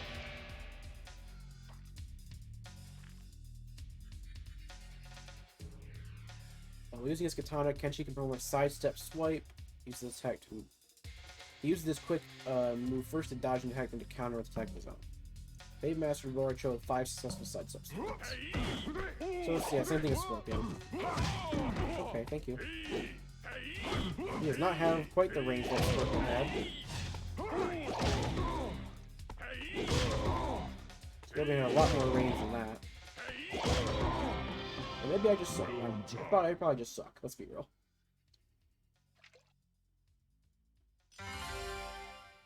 Good job, Kenshi.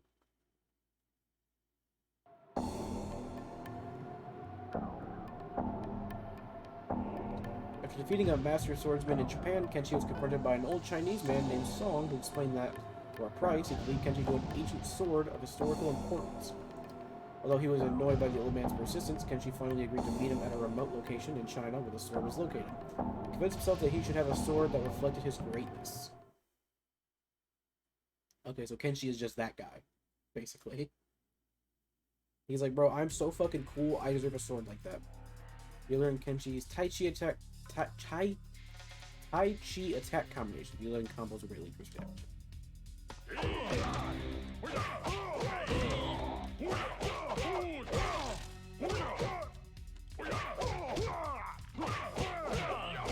Why is that? I don't know if it just like randomly whiffs.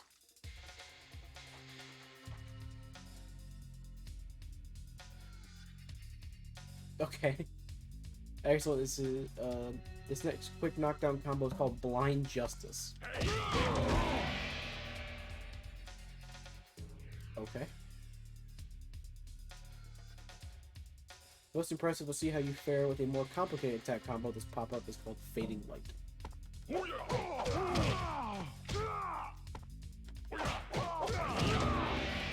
Literally, if Borai is like the wrong like part of his animation, like his idle animation, it just doesn't connect sometimes. It's so weird. Mr. Borai is most impressed with your progress. Perhaps you will allow him to further your training once the Deadly Alliance is no more, but for now you must execute a juggle combo. Perform Fading Light, and juggle Master Borai with any 2 attacks while he is still in the air.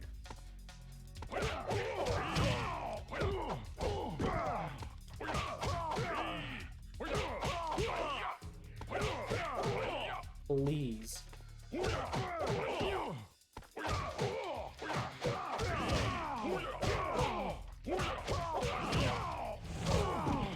What the hell was that I just did?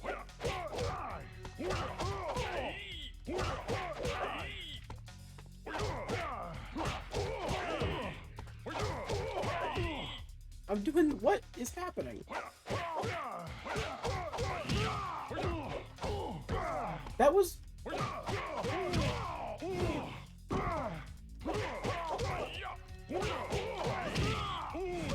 What am I doing wrong here?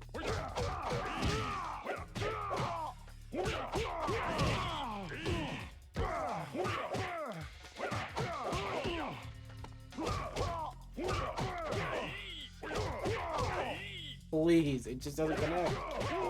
Stop! Please connect! It... Okay. Really? You've got to be... Oh, gee, I wonder why it crashed. Maybe because it wasn't working. Oh, come on. What is happening right now? Kenshi, don't start doing this. Come on. I have to restart it. Kenshi, why? You were doing fine. Why is it just doing this randomly?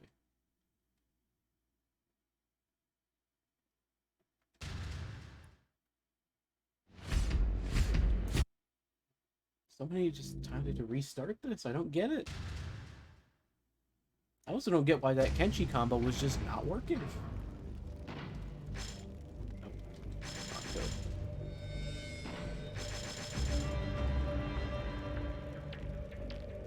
We have to redo Kenshi's now as well. We still have 6 more characters we have to go through as well. Sony didn't give us any problem. I wonder why Kenshi was giving me a problem there. It might be a particle thing as well. Kenshi might have too many weird, funky moves. God, no, like, this one's a bit worse because his are longer. He has really long trials.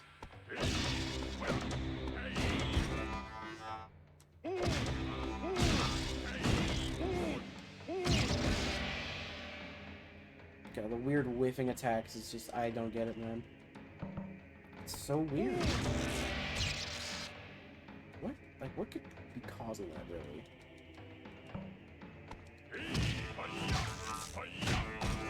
Oh, wow, it's side switch. Why would it side switch?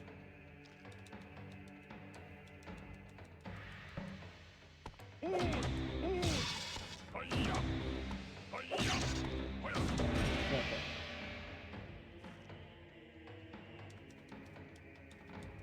Why are his so long?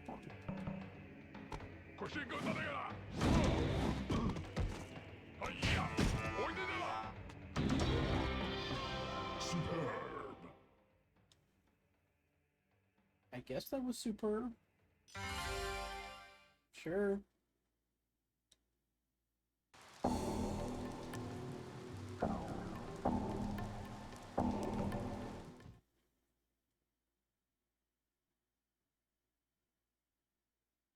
So the error I'm getting is saying like the CP, it's just like CPU too fast or something. Like, I wish like the error would show up on screen almost. Like I don't quite know what it's trying to tell me. But it almost feels like it's telling me that the CPU is working too much, like too effectively for this. Like my computer is like, no, it's not even that great, but apparently it's too good for this game.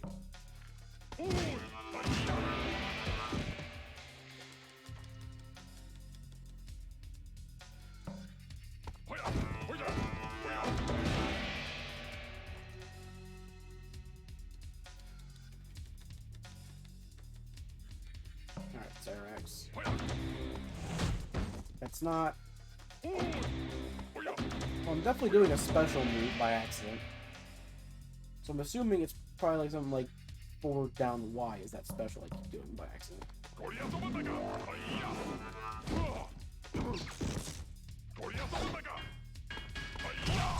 Come on.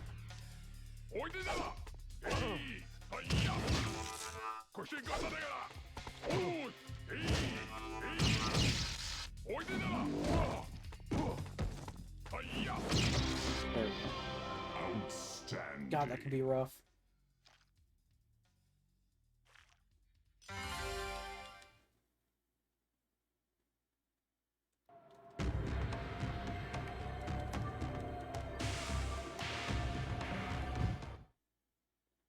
With this one that we had an issue, I'm going to make a save state on this one just in case.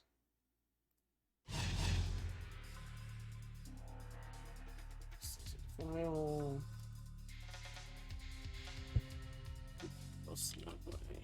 Over. Just in case it was this one, I don't remember. If not, at least we have the save state for it.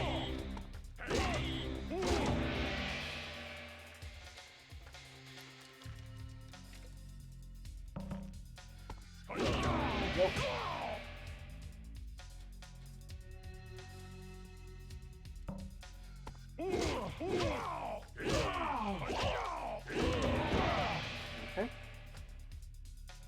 Not sure why I do 4 there. That was interesting.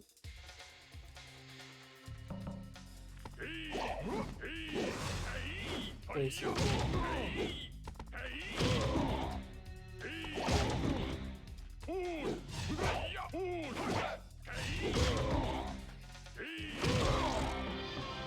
Well done.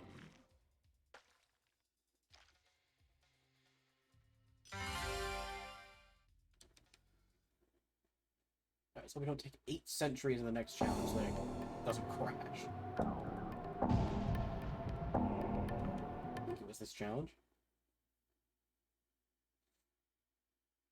Okay, they're just trying to teach me like combo. I don't know why that one combo is so weird.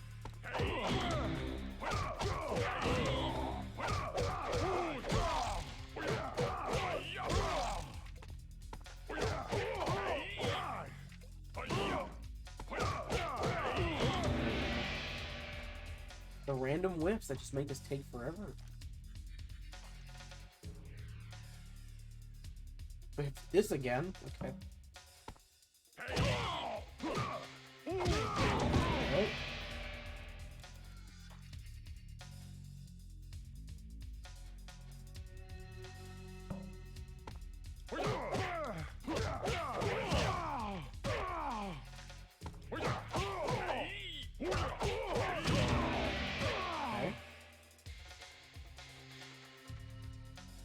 Let's see if we can actually hit this.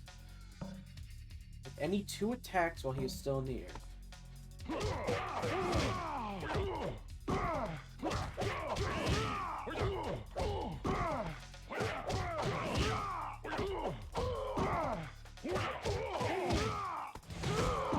Is that not?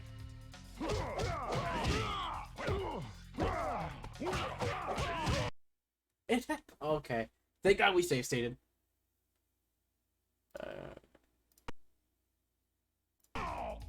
Okay.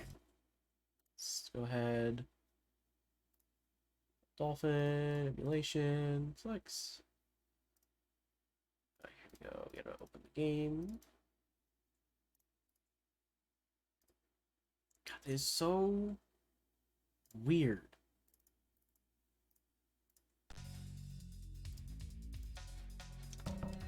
Alright, we know it's going to save on them. I think it's because literally how long that's taken. Like, the game does not quite understand it. I don't know why it's happening though. It's really annoying. At least I know to make a save state a bit later now.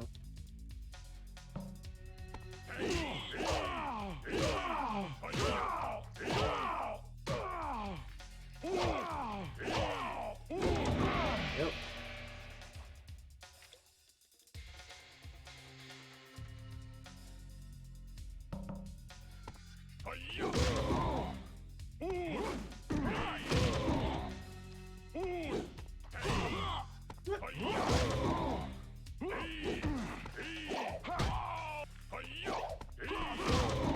Rachel, please. Thank you. Well done.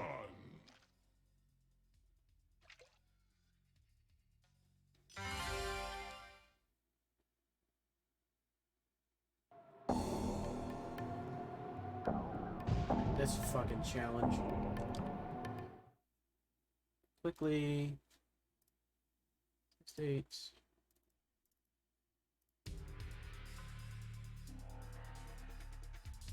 That's that one.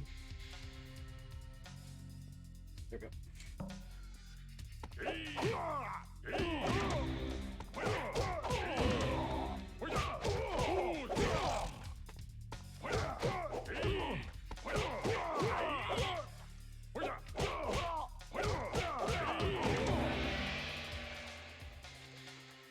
There we go. Him in the right form of his animation, because doesn't like to work, I guess. Thank you, Boraicho. Cool. Then we have to watch him do that every time.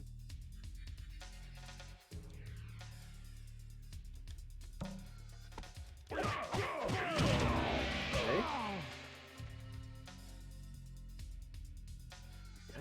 does this mean 2 attacks? I'm doing that.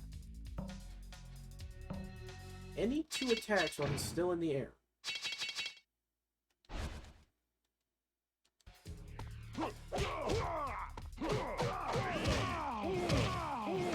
There we go. Okay. Excellent. Why did that work, but the last time it didn't? Okay, we got done. We got to the challenge. That was weird. Let's get out of the mission.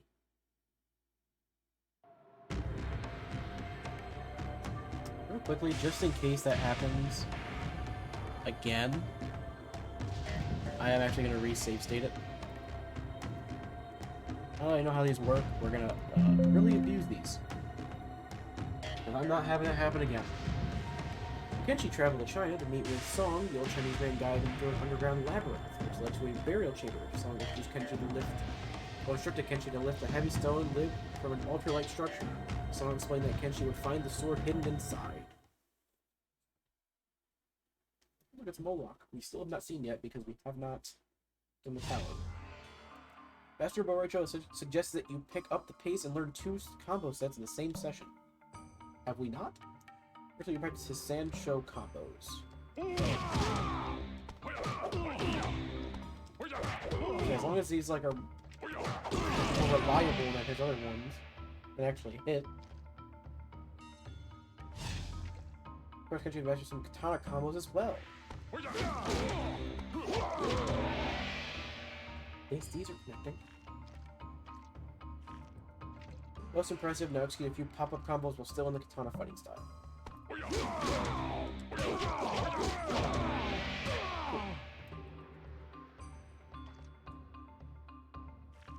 Splendid, now prove that you are indeed the swordsman you claim to be. Perform these power combos followed by any katana strike you choose to juggle Master Borucho before he hits the ground.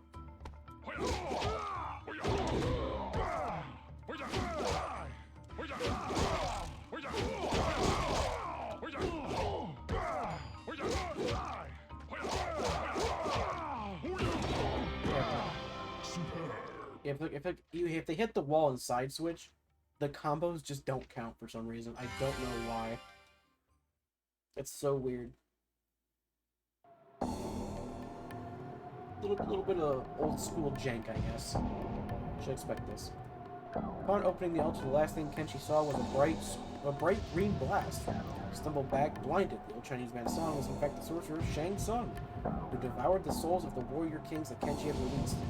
Shang Tsung left Kenshi to die in the labyrinth, but the sword he found inside the altar let him out by some otherworldly power. That's how Kenshi went blind in this universe. In this timeline, at least. Raiden is no stranger to Shang Tsung's treachery. He will assist you as you practice the telekinetic push that Kenshi's ancestral sword has made possible. Its attack is fast, but it does little damage. So that was a move I was accidentally doing.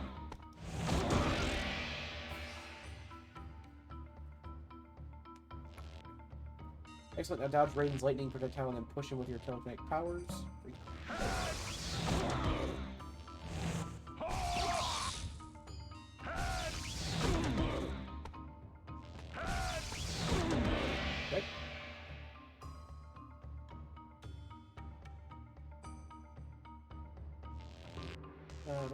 Most exceptional. Focus your telekinetic powers to push Raiden 3 times. Be warned, Raiden will not make it this time.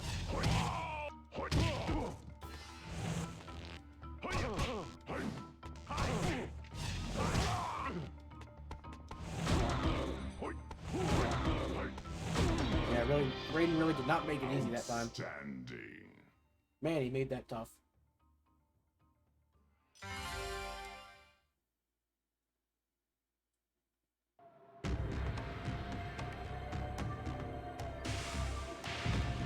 More than a decade after betraying his warrior king ancestor, Kenshi had been spying on the activities of Shang Tsung. Outworld, when he learned of the sorcerer's alliance with Quan Chi and their assassination of Emperor Shao Kahn.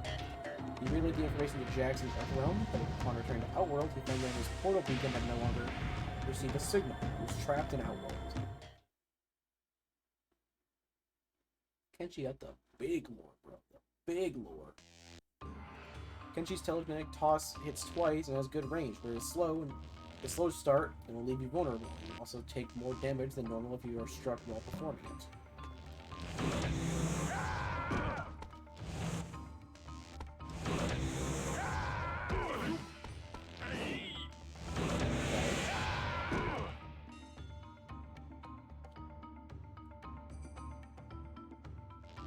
Excellent. Now dodge Rain's lightning projectile and toss him with your telekinetic powers 3 times.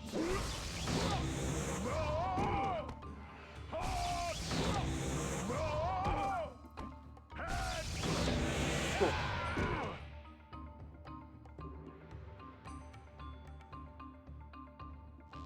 Once again, you must focus your telekinetic powers to toss Raiden 3 times. Again, do not make things easy.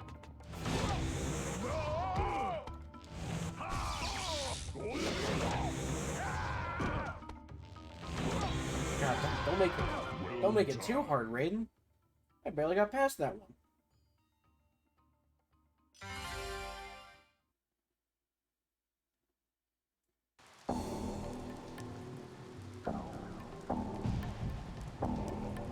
Kenshi sympathized with the plight of the enigmatic combatant Ermac. Outworld warrior spirits that had manifested themselves in the form of a ninja have been violated by Shao Kahn in much the same way that Kenshi's ancestors have been enslaved by Shang Tsung. Kenshi was taught the telekinetic slam by Ermac in return for freeing him from the control of the Emperor. Ermac's actually not in this game. He's in the next game. He's in Deception, so we won't see him for a little bit. Kenshi's telekinetic slam lifts an opponent in the air and slams him to the ground. Oh, what is that input?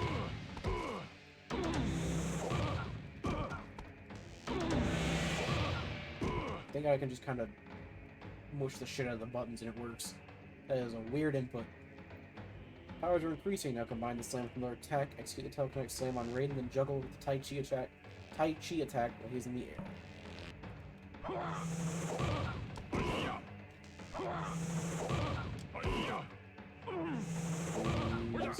Please.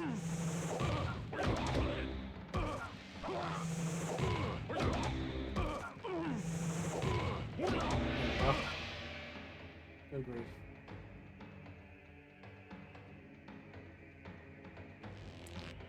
Now Raiden will test you. You must successfully execute the telekinetic slam 3 times.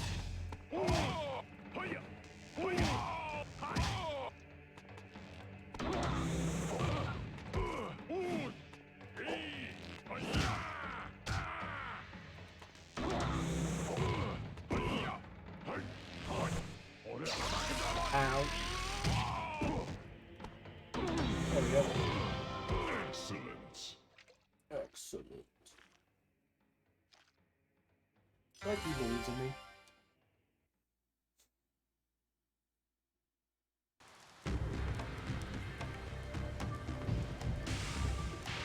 Well, you finally caught up with the sorcerer Shang Tsung in Outworld. Now it's time to avenge the souls of your warrior king ancestors.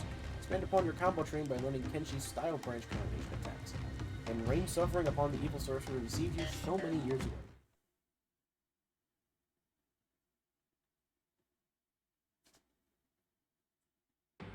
First, you must execute a style branch combo that begins with Kenshi's Tai Chi and then goes into Sanshou.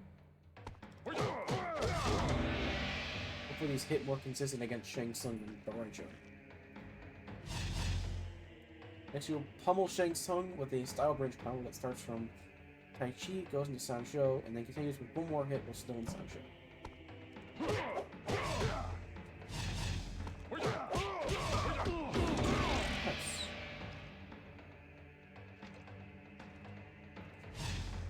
Excellent. Shang Tsung is reeling from that pain. Now execute a style branch combo that begins in Sanshou and goes into Katana. Cool. So my first few ones is actually a launcher too. There have been, I think, 1 or 2. It seems that Shang Tsung's ally, Quan Chi, will not come to his aid. Perhaps he is at this moment being pummeled by a warrior as well. Take advantage of his absence, perform the previous combo, but this time finish off with another attack before it hits the ground.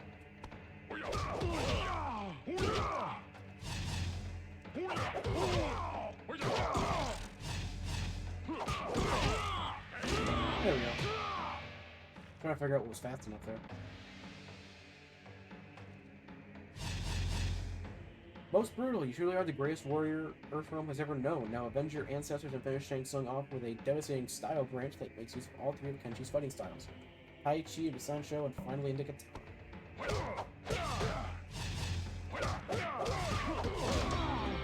I didn't even hit A and still went through. Cool. I'll take it. I didn't even hit the last button.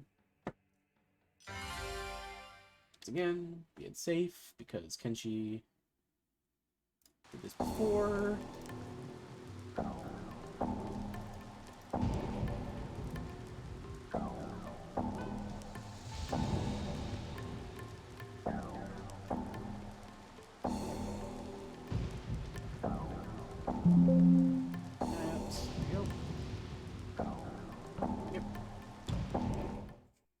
Oh, that's just something different. Something about blind ambition, it said? That might say something different. It might say the same thing. Hey, interesting alt. You'll lose more than just a fight if you do not defeat your double. You'll lose your very soul. Cast out your darker self, defeat your inner demons.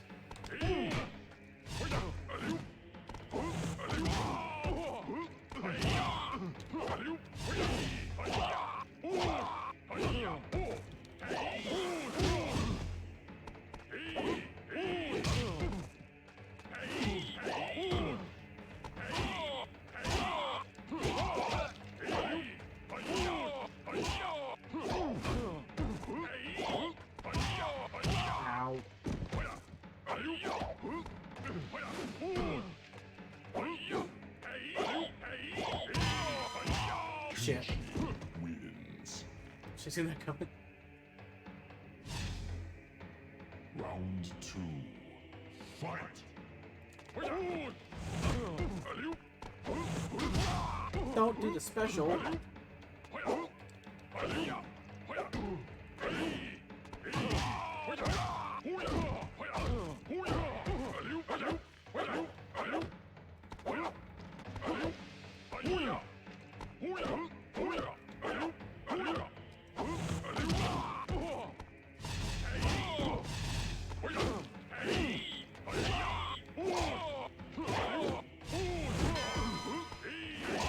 There we go. Wins. Kenshi's AI going a little crazy right now. 3. Fight.